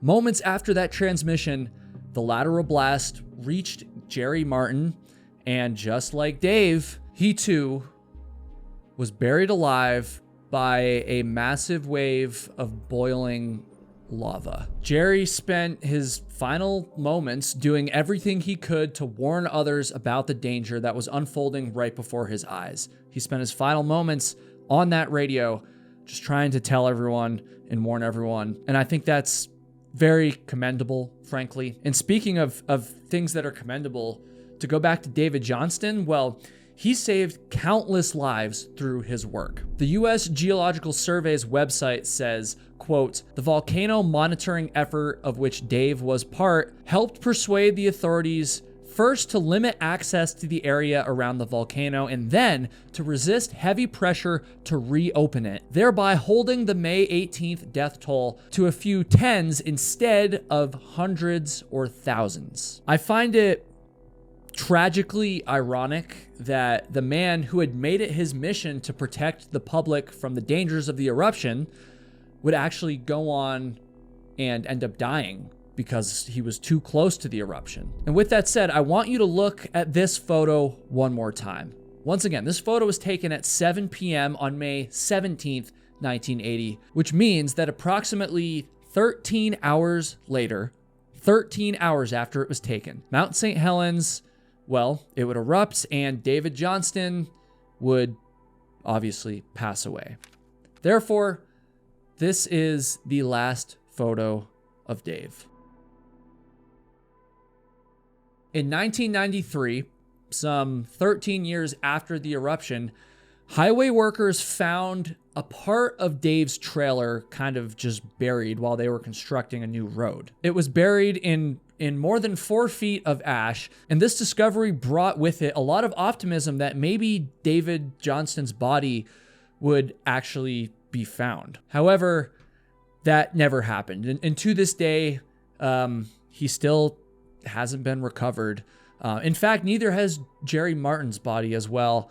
And this is obviously the case with a lot of the 57 victims of the Mount St. Helens eruption. I say that, but that was actually not the case for the next man that I'm about to tell you about. Not only was this man's body found, but the location and configuration that it was found in tells us everything that we could possibly want to know about his final moments and his priorities right after Mount St. Helens erupted. 48-year-old Robert Lansberg had visited Mount St. Helens numerous times leading up to the eruption. Robert was a professional, award-winning photographer, and there's no doubt that he saw this unique event as an opportunity to capture some once-in-a-lifetime photos. And thus, on the evening of May 17th, 1980, Robert camped out near Mount St. Helens and wrote an ominous prediction in his journal. He jotted down the words, quote, "Feel right on the verge of something." The next morning, he drove his car deeper into the national forest, all the way until he was only 4 miles away from the summit of Mount St. Helens. 4 miles. Robert was up early, camera in hand, at 8:32 a.m. on May 18th. He had actually hiked a short distance away from his car and was taking pictures of the growing bulge on the side of Mount St. Helens when all of a sudden the earth began to shake and the mountain shot a giant wave of volcanic ash in all directions. This, of course, included Robert's direction. We don't know, obviously, how Robert felt in his final moments. We don't know if he was scared or even if he knew that he was going to die. All that we know is that Robert did make an attempt to save himself, and even more so, he made an attempt to share this historical moment, the eruption, with the world against pretty much all odds. Watching this black cloud kind of float closer to him, Robert quickly retreated back to his car and he snapped a bunch of photos along the way. Time was running out. This all happened so fast. And so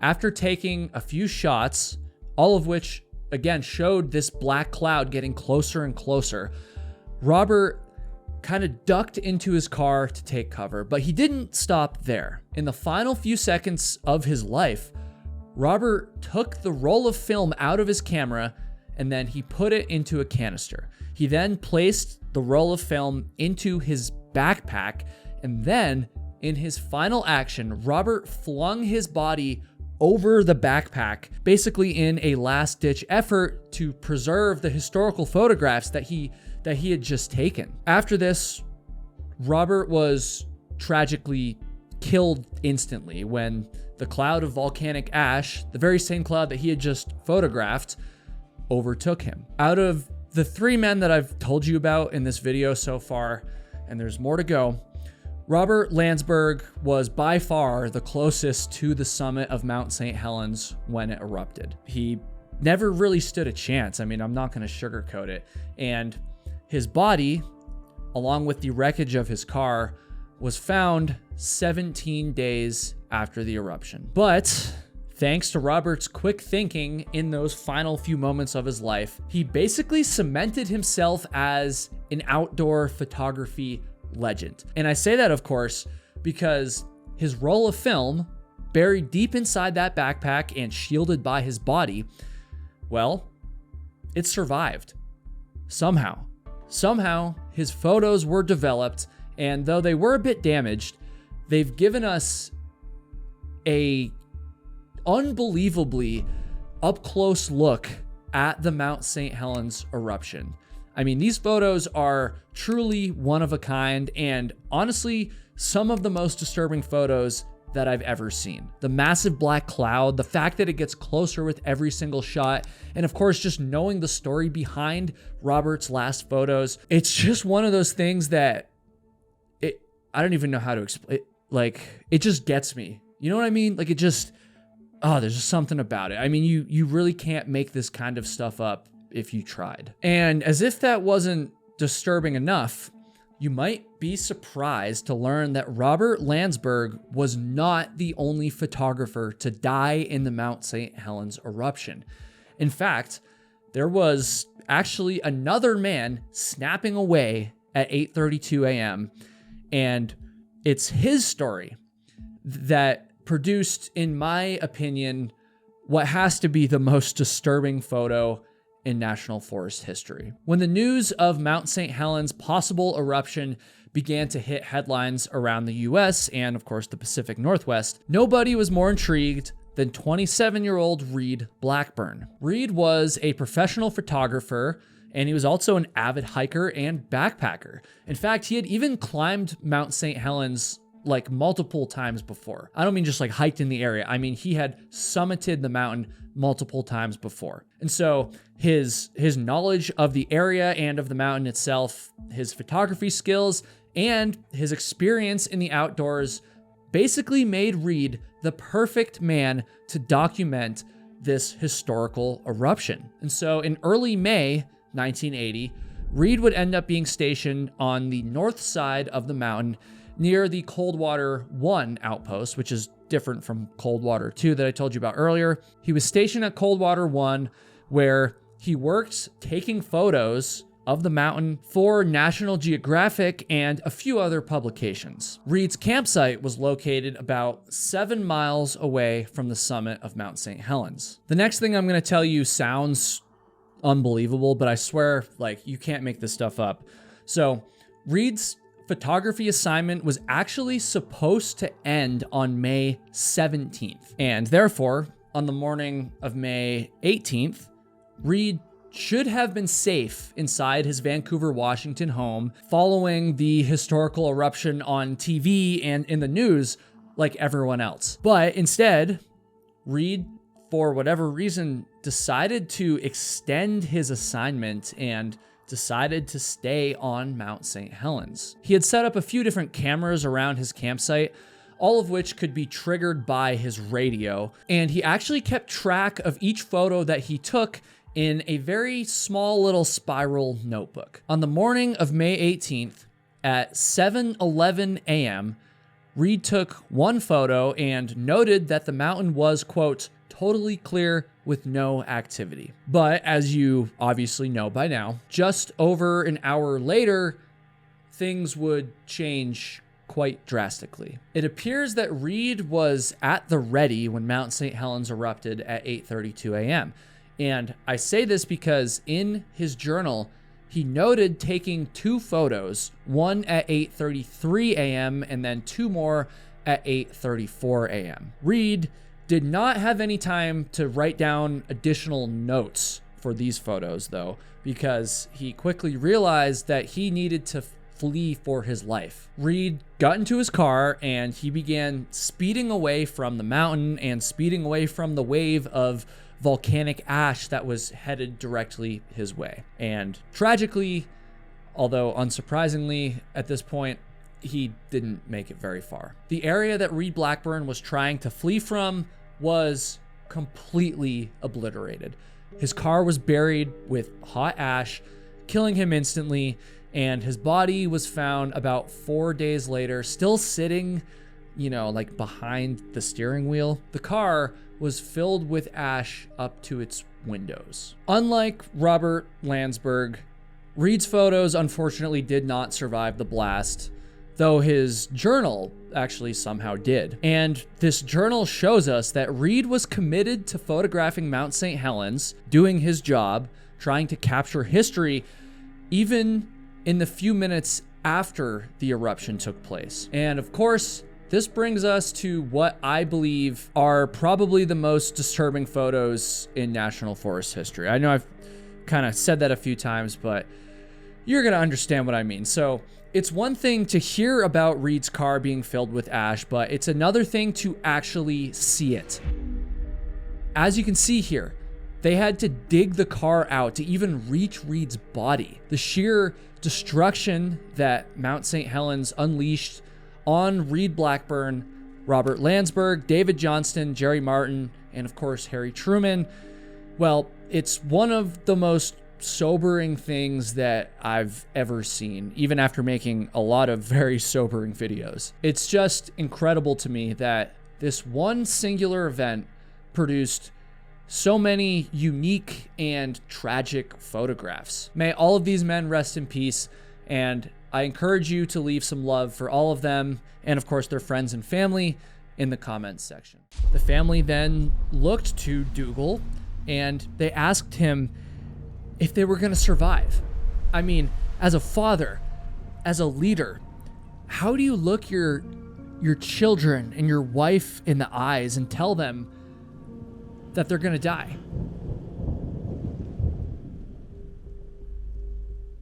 Folks, this story is so messed up and honestly at times straight up disgusting that I'm going to have to give you a warning before certain parts of it so that those of you with a weak stomach can just kind of skip through it and skip ahead. But with that said, If you can stick it out until the very end of this story, I'm actually gonna reveal a couple photos that I think are going to take this already unbelievable tale to a whole new level. So folks, smash that subscribe button harder than a killer whale smashing into a sailboat.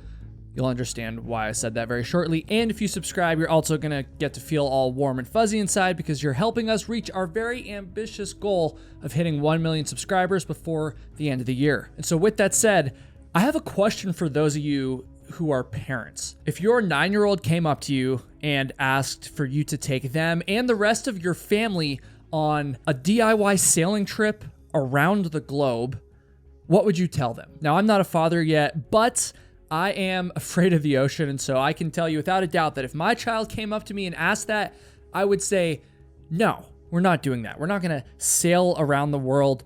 That's a crazy idea. And honestly, I'd be willing to bet that most of you would probably tell your child the same thing. However, in the late 1960s, a father from England was asked that very question by his 9-year-old son, and when this father was asked, he said, yes. This father's name was Dougal Robertson, and to be fair to Dougal, he actually had a pretty good reason for saying yes. You see, Dougal had served in the British Merchant Navy, where he had been a sea captain and a master mariner. But by the time his child asked him this question, that was years ago. And at this point, Dougal had traded in the high seas for what he felt was a very boring life as a dairy farmer in a small English town. He wasn't happy with where he was. And so he may not have realized this, but by the year 1968, Dougal was subconsciously looking for a way to kind of just take his family and just start over. I'm sure some of you have been there before, and it's kind of hard to know exactly what to do when you're in this kind of predicament, but for Dougal, the answer kind of just fell right into his lap one day. In the late 1960s, the Robertson family had been following the voyage of Robin Knox Johnston, who would become the first person to sail around the world solo, by himself. Totally insane. And so one day, Dougal's 9-year-old son, Neil, asked the innocent question, quote, "Daddy's a sailor. Why don't we sail around the world too?" And again, I think if most of us were in this situation, we would kind of just brush it off. But when Neil asked Dougal this question, it ignited a firestorm within him. Oh, and by the way, it also ignited great fear into his wife, Lynn. While Dougal and his children were instantly hooked on this idea of living at sea, navigating around the globe, whatever, Lynn was not convinced. And as if that wasn't bad enough, Lynn knew that there was pretty much nothing she could do to stop her husband because, well, her stubborn and allegedly even abusive at times husband, Dougal, well, he was going to get his way no matter what. Dougal's oldest son, who is named Douglas, was quoted saying, "Dad was a bit of a tyrant and we lived under his command." This Dougal guy apparently had a pretty mighty temper, and allegedly he wasn't always afraid to use violence to get what he wanted, especially not even with Lynn, but with Douglas, the son I just quoted from there.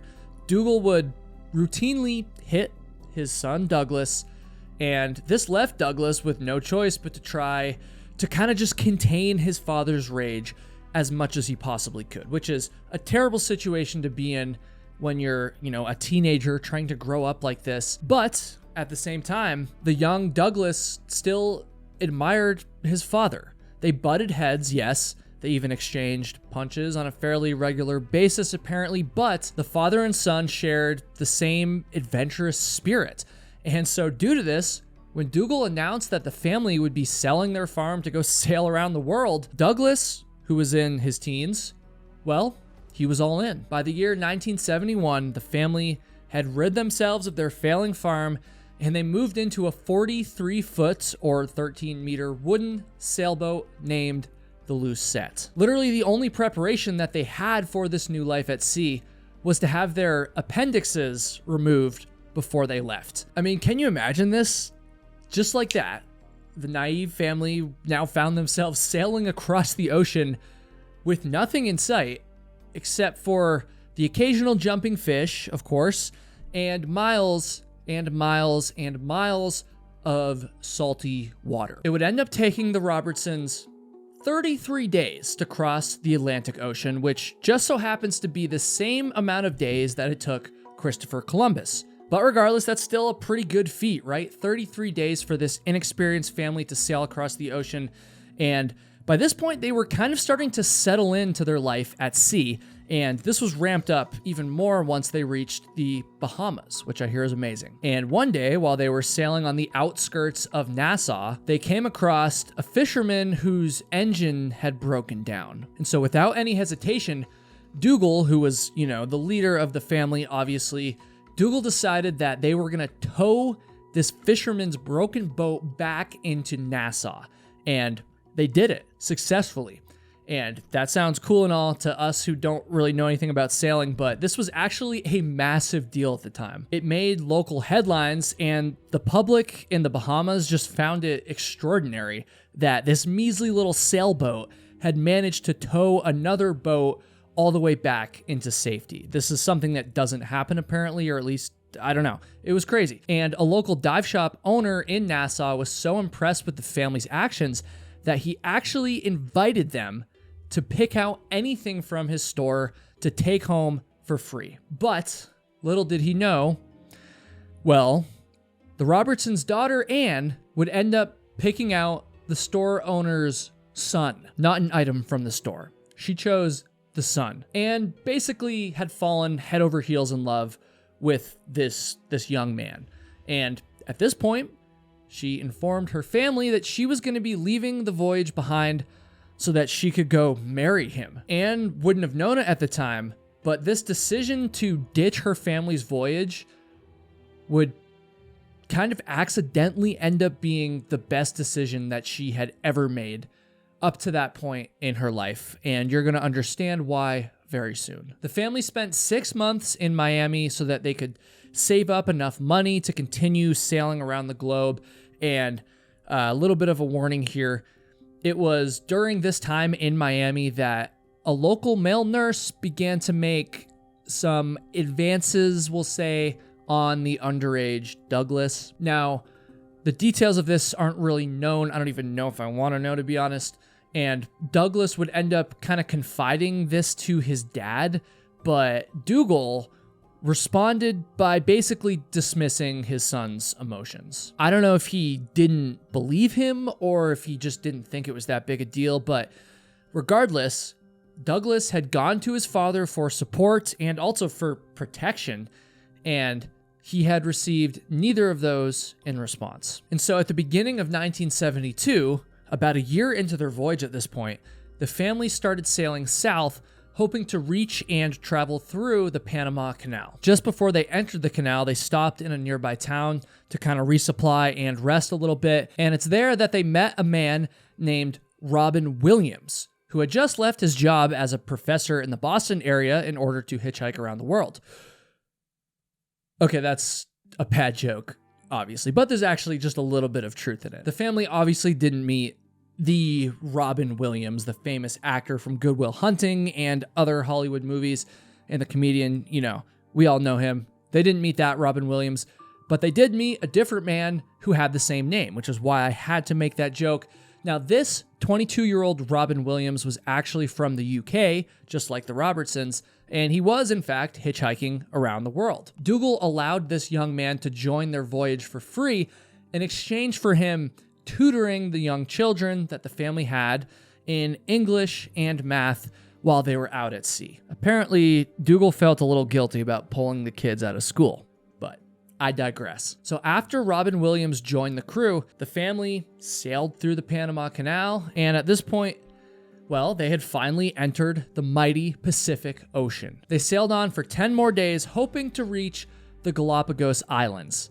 But while they were in the middle of this leg of their journey, a very significant event took place, though the family didn't realize how significant it was at the time. A giant 50-foot killer whale mistook the Robertsons' boat for another whale and basically decided it was time to get freaky, if you know what I mean. Basically, the whale tried to screw the boat, thinking it was another whale. It rubbed itself against the bottom of the Lucette before probably very quickly realizing that it had made a very embarrassing mistake and then swimming away. Now, when this happened, the Robertsons thought it was kind of humorous, if not mildly annoying, and, they thought it would make a good story one day, but that's pretty much all they thought about it. They didn't really realize that, well, this event should have served as a giant warning sign. Because this one whale mistook the Robertsons' boat for another whale,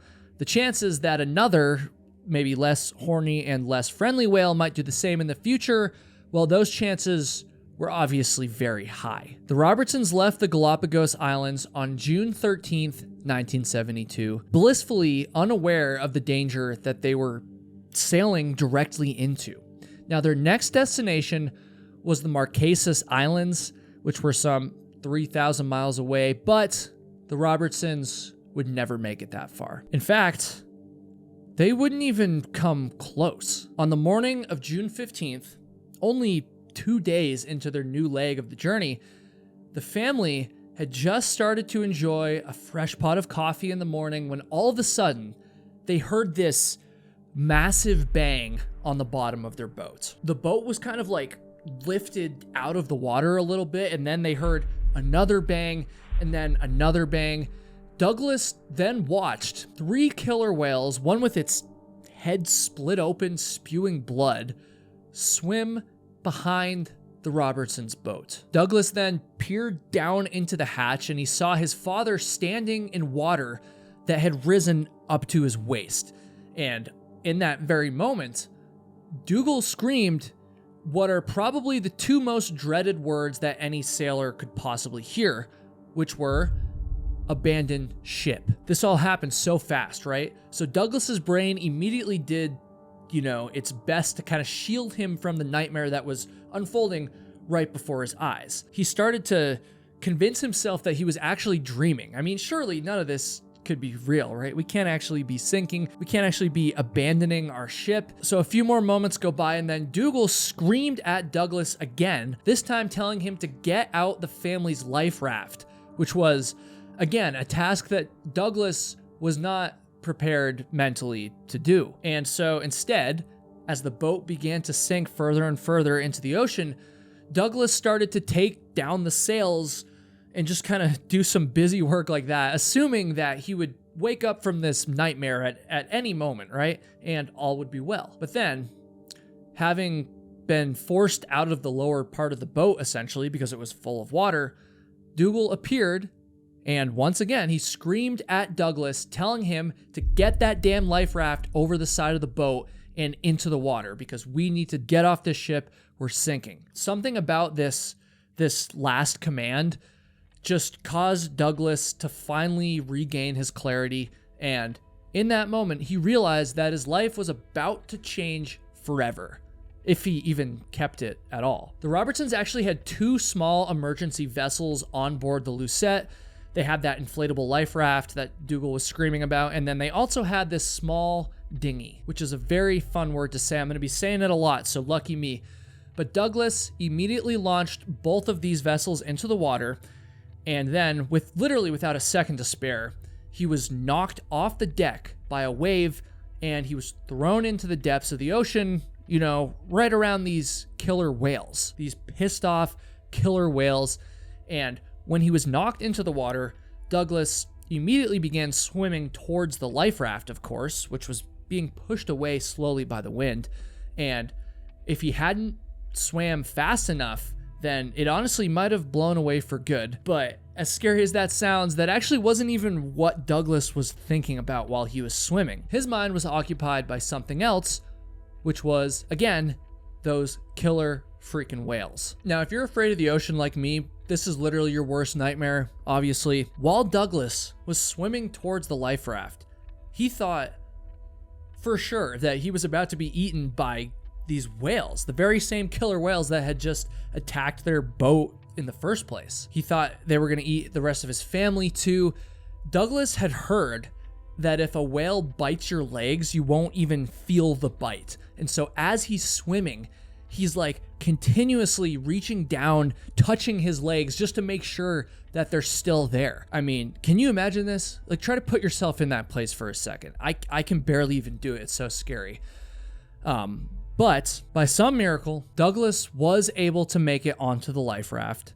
And at this point, he joined the rest of his family and Robin Williams. He was literally the last one to make it back to the life raft. And so as they're all just crammed in there now, watching the last of their beloved Lucette sink below the waterline, the young Robertson twins began to cry. Lynn tried to reassure them.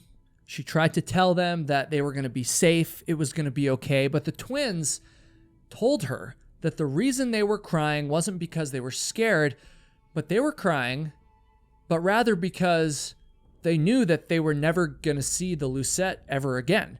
This boat that had been their home for the last 2 years, it was gone.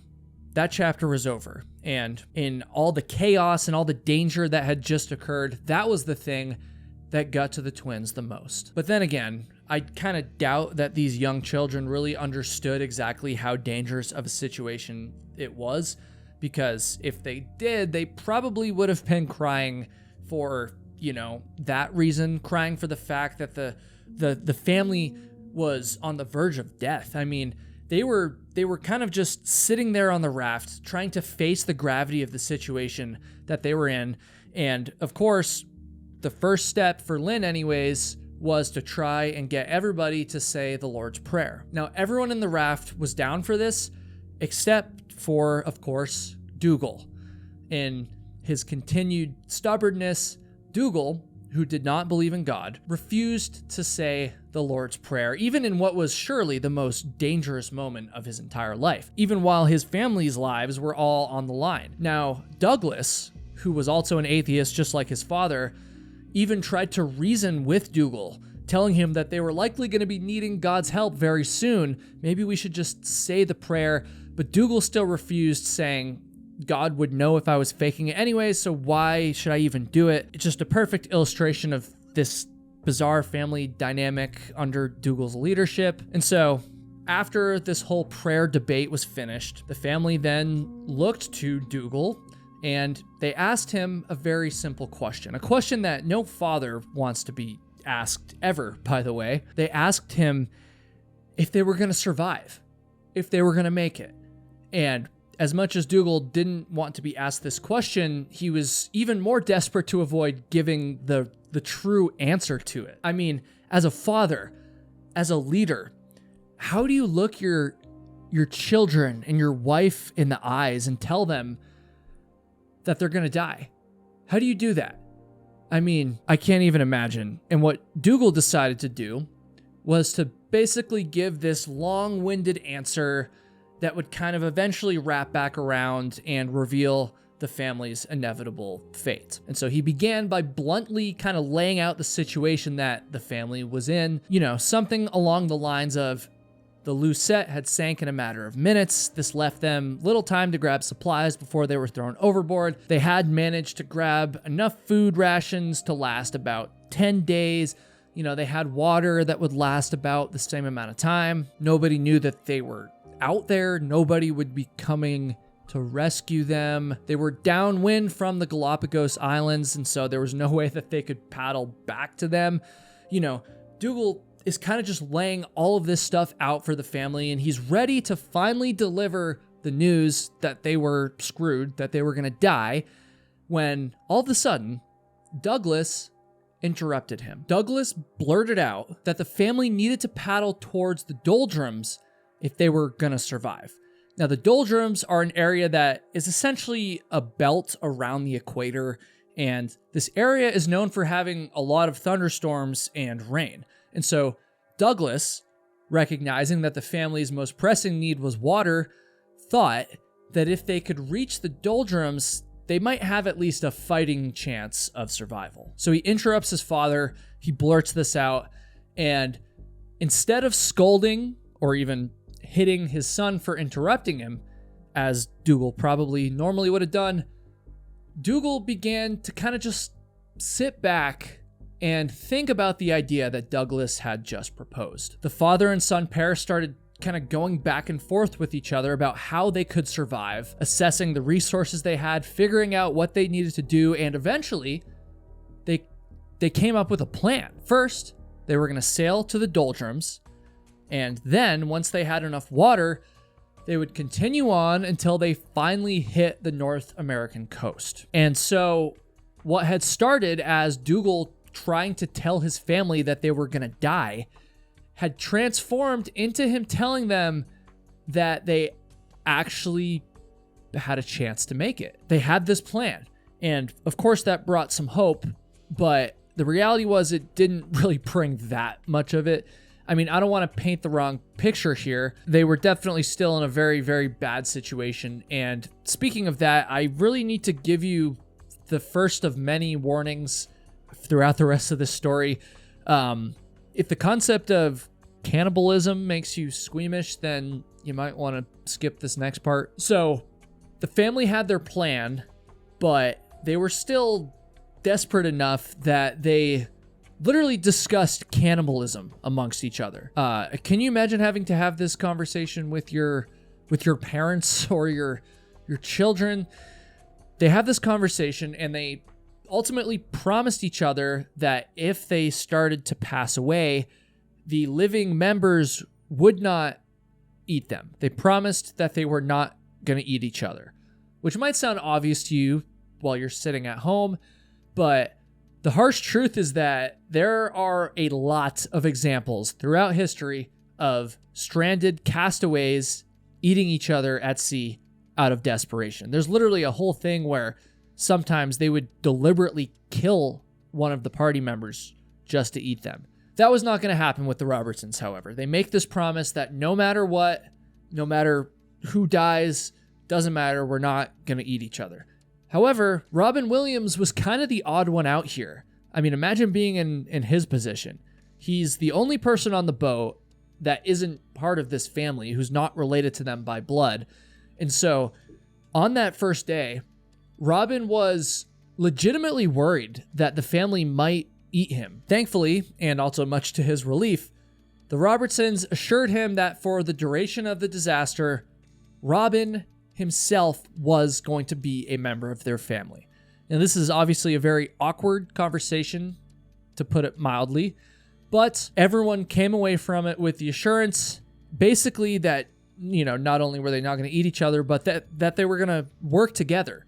They were going to pool their resources, they were going to team up, and they were going to fight for their survival. They had this loose plan, but at the same time, the family was really hoping that somewhere along their route towards the doldrums, they were going to be intercepted by another vessel who would then rescue them and save their lives. Of course, they were going to do everything they could to reach the coast, but they also knew their chances of doing that were very, very slim. I mean, even if they did somehow replenish their food and water supplies, the chances of them making it was extremely small. I mean, there's 6 people that were stuck between this tiny dinghy that had a jerry-rigged sail and then this other life raft, which was constantly deflating and taking on water pretty much from the moment it was launched. And so they know that they need to get rescued. They sail for nearly a week.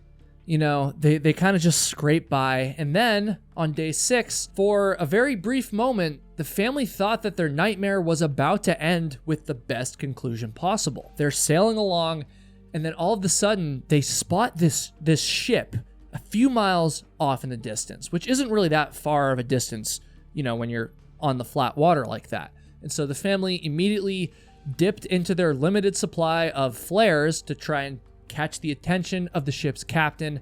They set off 5 flares, one after the other, and yet the ship sailed right on by them. The family watched as it dipped below the horizon, and just like that, their best chance, possibly their only chance at rescue, was gone.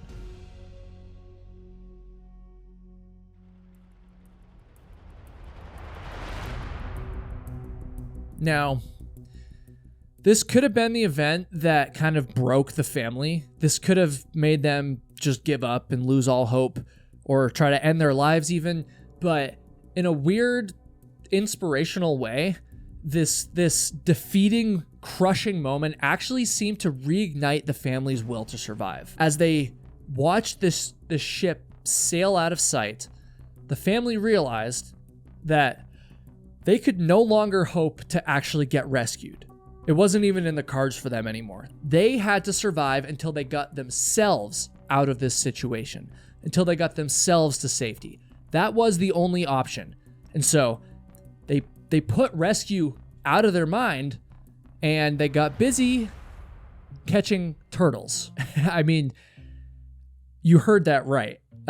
Turtles. Turtles and fish would be the main sources of sustenance for the Robertsons. And it's at this point that I need to give another warning here, because things are about to get a little graphic. And so if you really like turtles and animals, I would probably skip this next part. Okay, so Douglas was the one that actually caught the very first turtle, and he kind of like hit it over the head with a paddle trying to kill it. The turtle's eyes then filled up with blood, but unfortunately it didn't die. The turtle was gravely injured, but it was able to kind of escape and swim off.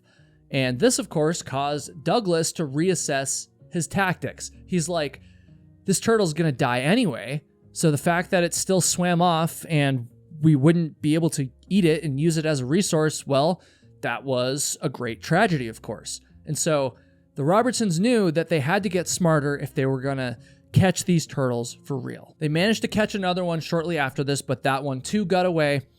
But folks, they say the third time's the charm, and that's true. So when the third turtle came along, Douglas and Dougal, they managed to get it into the dinghy, and at this time, they slit its throat. And as they began to take stock, we'll say, of this dead turtle, they realized that they had just accidentally stumbled upon basically a miracle for them in their situation. They realized that they could sustain the entire family on these turtles. I mean, not only was the meat good to eat, but the female turtles often had eggs that almost resembled grapes, grapes of the sea, you could say. And in addition to the food that the turtles supplied, they also supplied something that could work to quench the family's thirst. And that brings me to yet another warning, because this part is pretty nasty, I'm not gonna lie. So you good? You good? Okay. You sure? Okay. So the family realized that they could drink the blood of the turtles that they captured. And so after killing each turtle, Dougal would kind of pump the turtle blood into a jar, and then they would pass the jar around, kind of like they were passing around a joint, until the jar was finished. Apparently the last person to get the jar would have to like stir the blood around to kind of loosen it up, because it would kind of like harden as time went on. This is what it takes to survive, folks. I mean, just brutal. So the dinghy, and especially this inflatable life raft, were constantly taking on water, which meant that the family was always sitting and even trying to sleep in salt water, essentially. And this predictably began to wreak havoc on their bodies.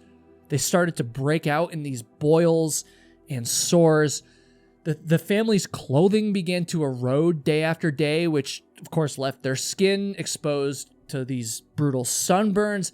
And so after 2 weeks, everyone was naked, essentially. I mean, it was more comfortable on their skin with all these boils and stuff to just not wear clothing anyways. And by the way, this is also around the time that the life raft finally gave in. This raft had been slowly disintegrating basically from day one. It was in constant need of bailing and to be reinflated. And so by day 17, the family decided to just ditch it. This meant that now all 6 of them were crammed into this tiny dinghy, and space was so limited that everyone kind of just stayed in their assigned spot, and there was no room to even stand up or move around. I mean, they were sleeping on top of each other.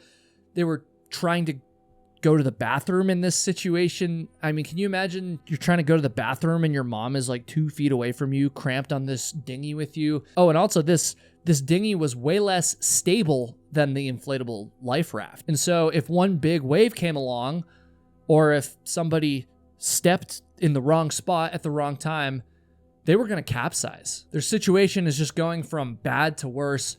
And by this point, they had reached the doldrums, which was good news to a degree because they were able to replenish their water supply. But, you know, in order to get that water, that rain, that meant they had to make it through these massive, massive thunderstorms. The only thing that scares me more than the ocean is lightning. And so this is, I've probably said this like 3 times, but this is literally my worst nightmare.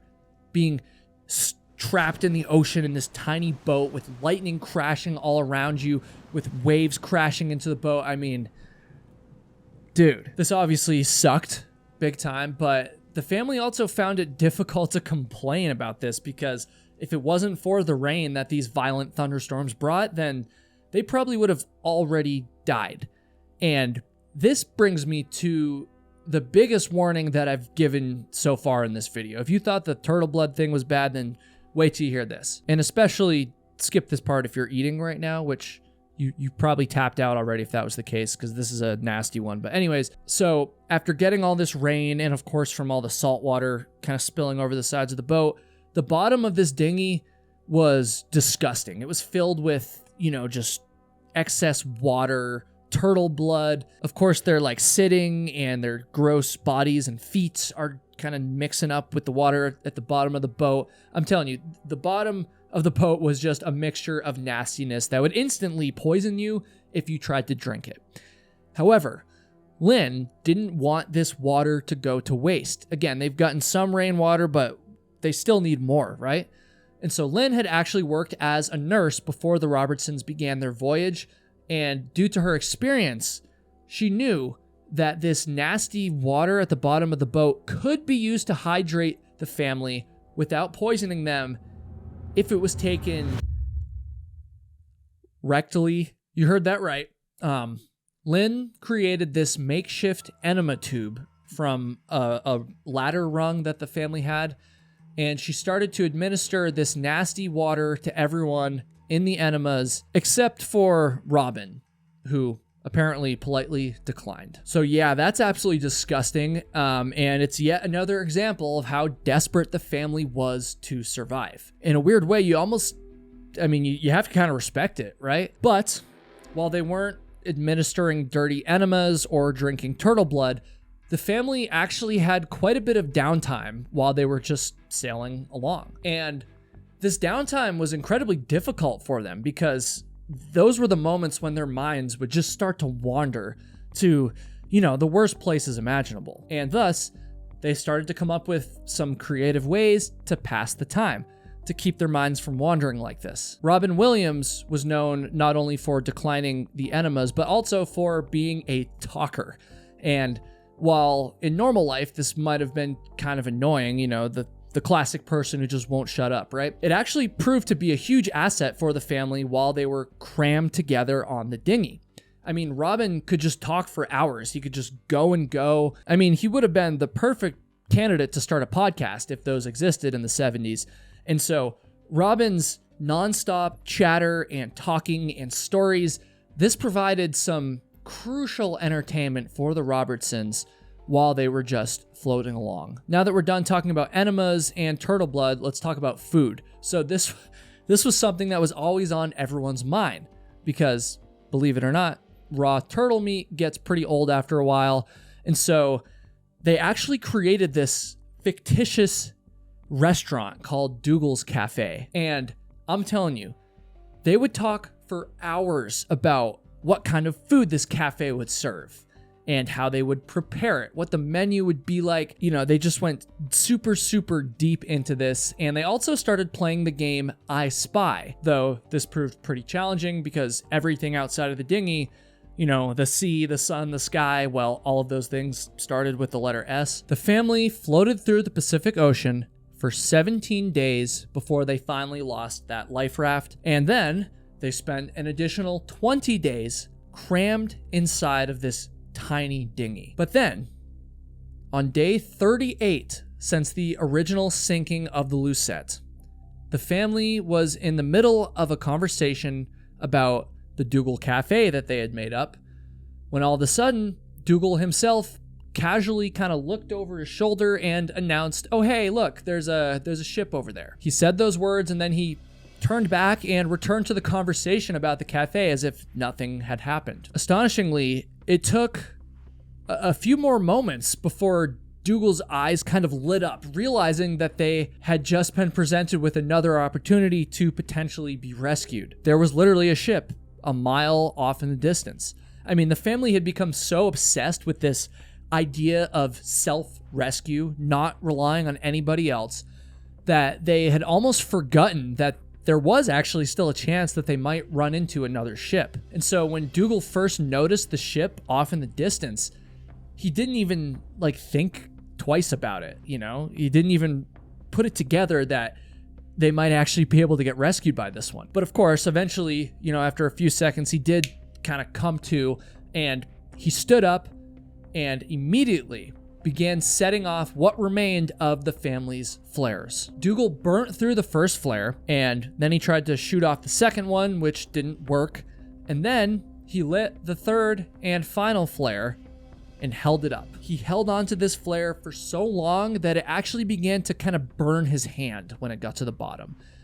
And then he tossed it up into the air and out of the dinghy. From a mile away, the captain of the Japanese Toka Maru 2 saw the arc of this discarded flare, and at first he speculated that this small vessel might be occupied by pirates. However, this didn't last very long. He quickly realized that they were actually castaways, and so within 10 minutes, the fishing boat pulled up alongside the Robertsons and tossed them this dirty, smelly rope. That marked the moment where they officially realized that they were saved. I mean, at this point, they're so dehydrated that they hadn't peed for, over a week. Their bodies were so destroyed that if they had been thrown overboard at this point, they probably wouldn't have had the strength to even climb back into the dinghy. And so, surrounded by sharks, each one of the Robertsons plus Robin himself carefully climbed out of the dinghy and onto the Toka Maru 2, marking the very moment after 38 days at sea that the family nightmare was finally over.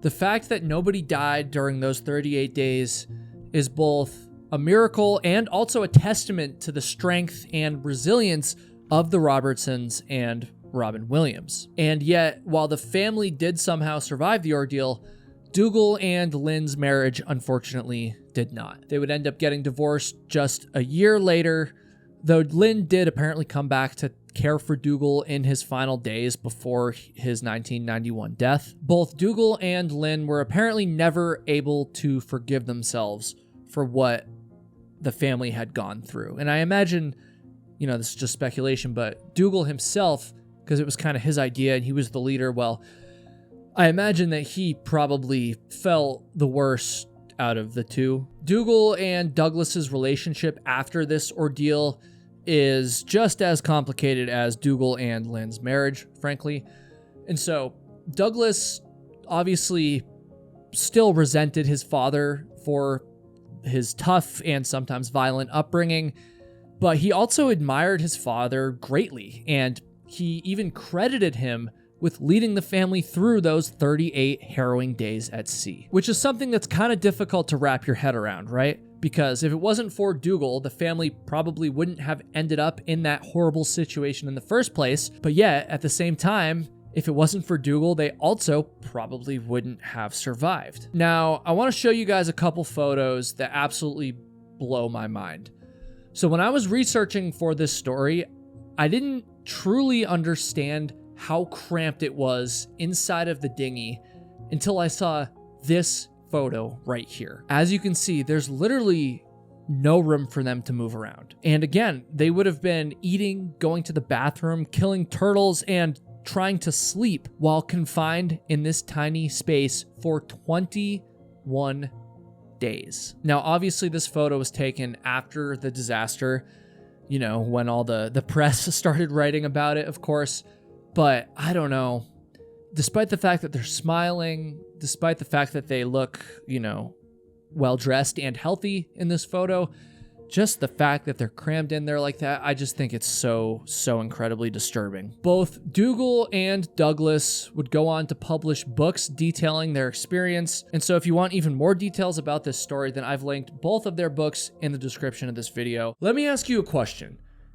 Have you ever seen something and then immediately wished that you hadn't? Well, in April of 1975, two campers were hiking through a national forest in Oregon when that's exactly what happened to them. They accidentally stumbled upon something so horrifying that they immediately wished that they had never laid their eyes upon it. But unfortunately, it was now too late.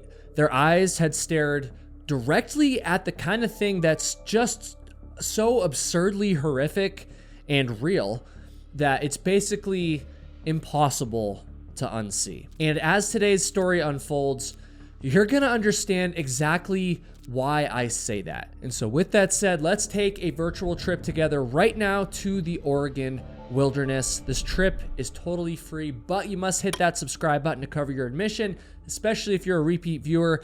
And if you're already subscribed, then just go ahead and tap that like button. That will cover your admission instead. Okay, for the Cowan family, Labor Day weekend in 1974 was supposed to be pretty low-key. Richard Cowan, the father and the husband of the Southern Oregon family, well, he was planning on using the long weekend to catch up on some work around the family property. The 28-year-old Richard was filling in the driveway with gravel when all of a sudden the truck that he was using stubbornly decided to just quit on him. And I'm sure that he could have spent the rest of the weekend fixing it and he could have gotten back to work, but instead, Richard decided to make other plans. It kind of seemed like his truck's failure was actually the perfect excuse to put off the rest of that yard work and instead take the family up into the mountains for a fun camping trip. And so just like that, on a complete whim, Richard, his 22-year-old wife Belinda, his 5-year-old son David, and his 5-month-old daughter Melissa, they all piled into the family's other truck and they drove straight for the Rogue River Siskiyou National Forest. They also brought along their dog, which was a basset hound named Droopy. Now, Rogue River Siskiyou National Forest is actually a place that I've been to a couple different times. It kind of straddles the Northern California, Southern Oregon border, and both times that I was there was when I was hiking through on the Pacific Crest Trail, which goes very close to the area that we're going to be talking about in this story. That being said, the Cowdens, well, they obviously were not hiking the Pacific Crest Trail. They instead took up a campsite right next to Carberry Creek, only about 1 mile outside of the town of Copper, Oregon. On the morning of Sunday, September 1st, 1974, Richard and his son David walked that 1 mile from their campsite directly into the small town. And since their camping trip had been planned so last minute, it was just this impulsive thing, it appears that the family actually forgot to pack a few items. One of those items was milk, and thankfully the Copper General Store had plenty of it in stock. The father and son duo paid for their milk, and then, well, they just kind of left the store. It was pretty uneventful. However, nobody knew it at the time, but this quick stop into the general store would go on to be the last time that anybody from the Cowan family would ever be seen alive. Now, the wife, Belinda Cowan, well, her mother actually lived in the town of Copper, which was probably the reason why the Cowans decided to camp in that area in the first place. That's an assumption, I don't know for sure, but it really did sound like the perfect last-minute getaway, right? I mean, the Cowans could spend some time in the great outdoors, decompressing, letting the kids run around and play, and they could also visit some family at the very same time. It was just a very convenient plan. The Cowans were actually expecting Belinda's mother to join them for dinner that night, but when Belinda's mother pulled up to the family's campsite, she didn't see any children running around and playing. She also didn't see any adults enjoying the fresh air and decompressing, like I just mentioned. In fact, there were actually no adults or children anywhere in the campsite at all. When Belinda's mother pulled into the campsite, she was met with a very disturbing sight. But the thing is, it wasn't a disturbing sight in the way that you might be thinking. So Belinda's mother is supposed to be joining the Cowdens for dinner on this particular night, and she pulls up to the campsite where, once again, her daughter, her son-in-law, and her 2 grandchildren should have been waiting for her. But once again, when she pulled up, there was nobody there, and it was now dinner time, and so I can only imagine that when she saw this empty campsite, she probably knew deep down in her gut that something was wrong. But with that said, a quick glance at the campsite wouldn't have really indicated any problems. I mean, the site wasn't trashed. There weren't any obvious items missing. It didn't really look like anything bad had actually happened, right? The family's truck was still sitting there. The only red flag so far was the glaring absence of the family themselves. But as Belinda's mother got out of her own car and then began kind of picking through the campsite, the more subtle, kind of less obvious red flags, well, they began to pile up quickly. First of all, just kind of lying there on the ground was Richard's wallet and also Belinda's purse. I mean, they were just kind of sitting there. And if the family had decided to leave the campsite voluntarily, why would those items have been left behind, especially in plain view for any passerby to see and potentially steal? I also found a few sources which stated that Richard's expensive watch had been found lying on the ground as well. Apparently the keys to the family's truck were also visible, as well as the half-drank bottle of milk that Richard had bought earlier that morning. So it's definitely a bizarre scene, but once again, there's no indication that something violent or something bad happened. I mean, the only things that appeared to be missing from the campsite were the family's bathing suits, their dog Droopy, and of course, the family themselves. And so Belinda's mother, she sees this empty campsite. She's running around, observing all these things. She's just kind of taking it all in. And after doing this for a few minutes, she decides to look inside of Richard's wallet. And when she did this, she found the 2025 equivalent of over $130 cash just sitting in the wallet, completely undisturbed. And while it was good, I guess, that nothing had been stolen from the campsite or this money stolen from the wallet, the discovery of this money would only end up worrying Belinda's mother even more. After frantically searching the campsite, she just had this unshakable gut feeling that the Cowdens had been kidnapped. Whoever confronted them had no interest in robbery. I mean, that much was clear. They left the money there, they left the watch there, nothing had been stolen. And so if theft wasn't the motive, then what was? The answer could only be something far more sinister. Belinda's mother was left with no choice but to do one of the most painful things of her entire life, something that no mother should ever have to do. She had to leave the campsite so that she could go contact the police and tell them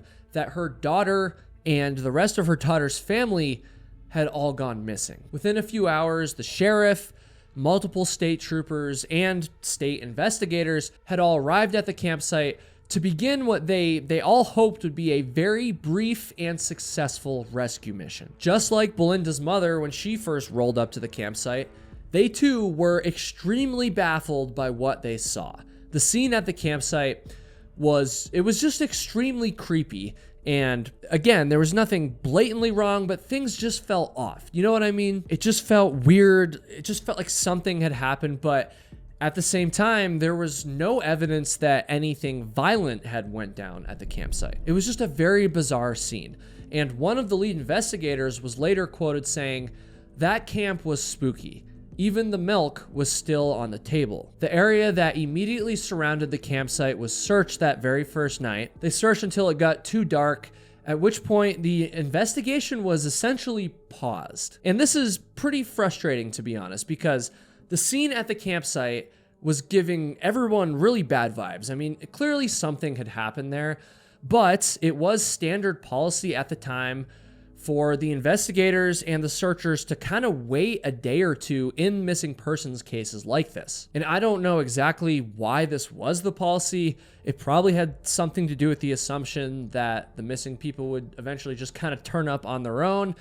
I don't know. It's super frustrating because that's pretty much what happened. I mean, after that initial search the very first night, they kind of just stopped and just waited for a day. And they lost a lot of very, very valuable time that they could have used to find the family. And so the morning after the Cowdens were reported missing, while investigators were kind of just sitting there twiddling their thumbs, waiting for the family to magically reappear, a very eerie clue just kind of presented itself at the Copper General Store. On the morning of September 2nd, the Cowdens' dog, Droopy, mysteriously just appeared at the front door of the store. He was found actually scratching at that very door as if he was trying to kind of get inside in order to seek help for the rest of his family. The dog was alone. There was no one else with him. And as far as I can tell, there weren't really any other clues associated with the dog's reappearance like this. I'm sure that there was some relief that the dog was okay, obviously, like we want the dog to be fine. But the hard truth is that the dog's reappearance only deepened the mystery of what had happened to the Cowdens. And so by the next day, finally, investigators were done waiting around for the case to solve itself. And what would end up turning into one of the largest searches in Oregon State history was launched. Searchers from multiple different organizations and agencies began combing through the Rogue River Siskiyou National Forest. There were officers from Oregon State Police, the National Forest Service, Central Point Police, the Oregon National Guard, and hundreds of non-paid volunteers. They used helicopters and planes, search dogs, even infrared technology, and yet, by September 7th, no additional clues had been found. September 7th, 1974, is a day that the Cowdens' friends and family will probably never forget. I say that because,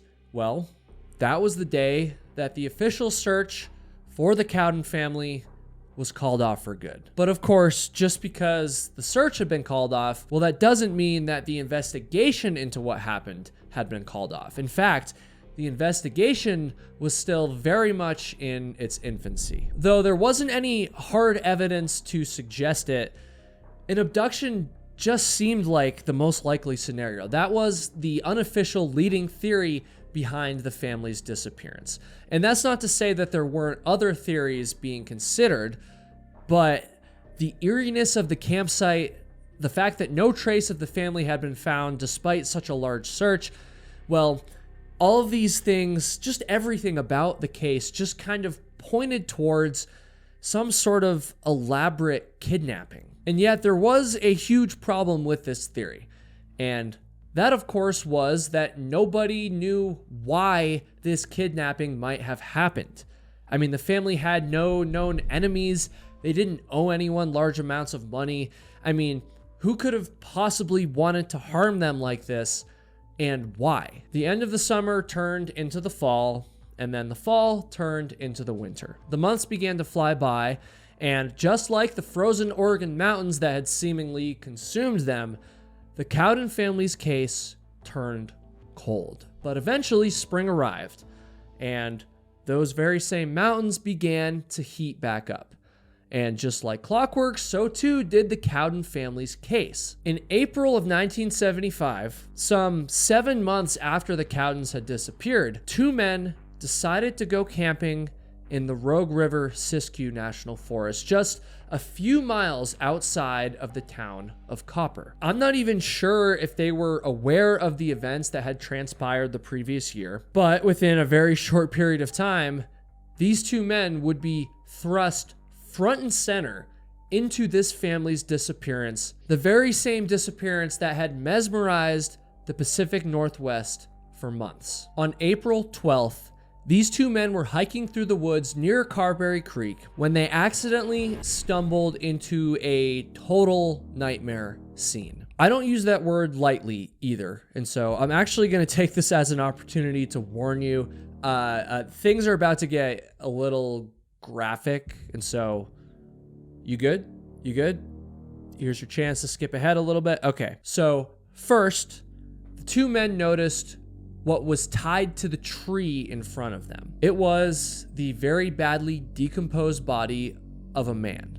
Again, completely tied to this tree, completely helpless. And then the men noticed the cave that was next to the tree. There was this little cave there, and there were actually a few rocks kind of stacked up at its entrance, blocking the view inside of it. The men moved these rocks out of the way, and when they peered inside the cave, they saw not one, not two, but 3 more dead bodies inside. One was clearly an adult female, and the other 2 were clearly children. These men had obviously came across something that nobody was ever meant to see. And so after having these awful images burned into their eyeballs, the men turned around and of course they got the hell out of the woods. They reported their findings to the authorities, who quickly swarmed that very same scene.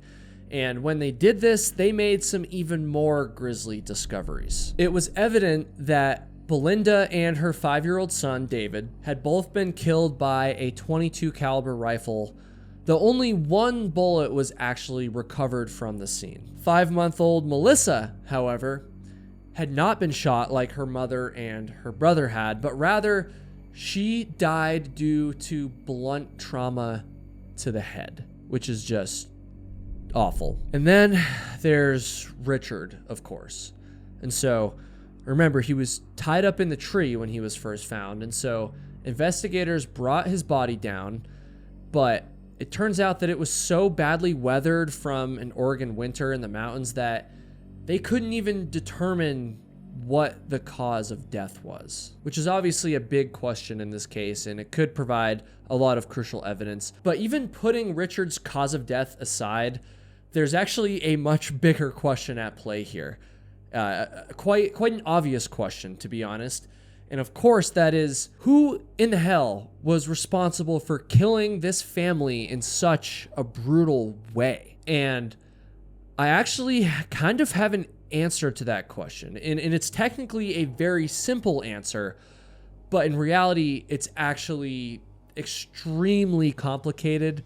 So here's what I mean. Believe it or not, the very first person who was looked at as a potential suspect after the bodies were found was actually Richard Cowden himself. Investigators wondered if it was possible that he took the lives of his family, put them in that cave, and then took his own life after the fact.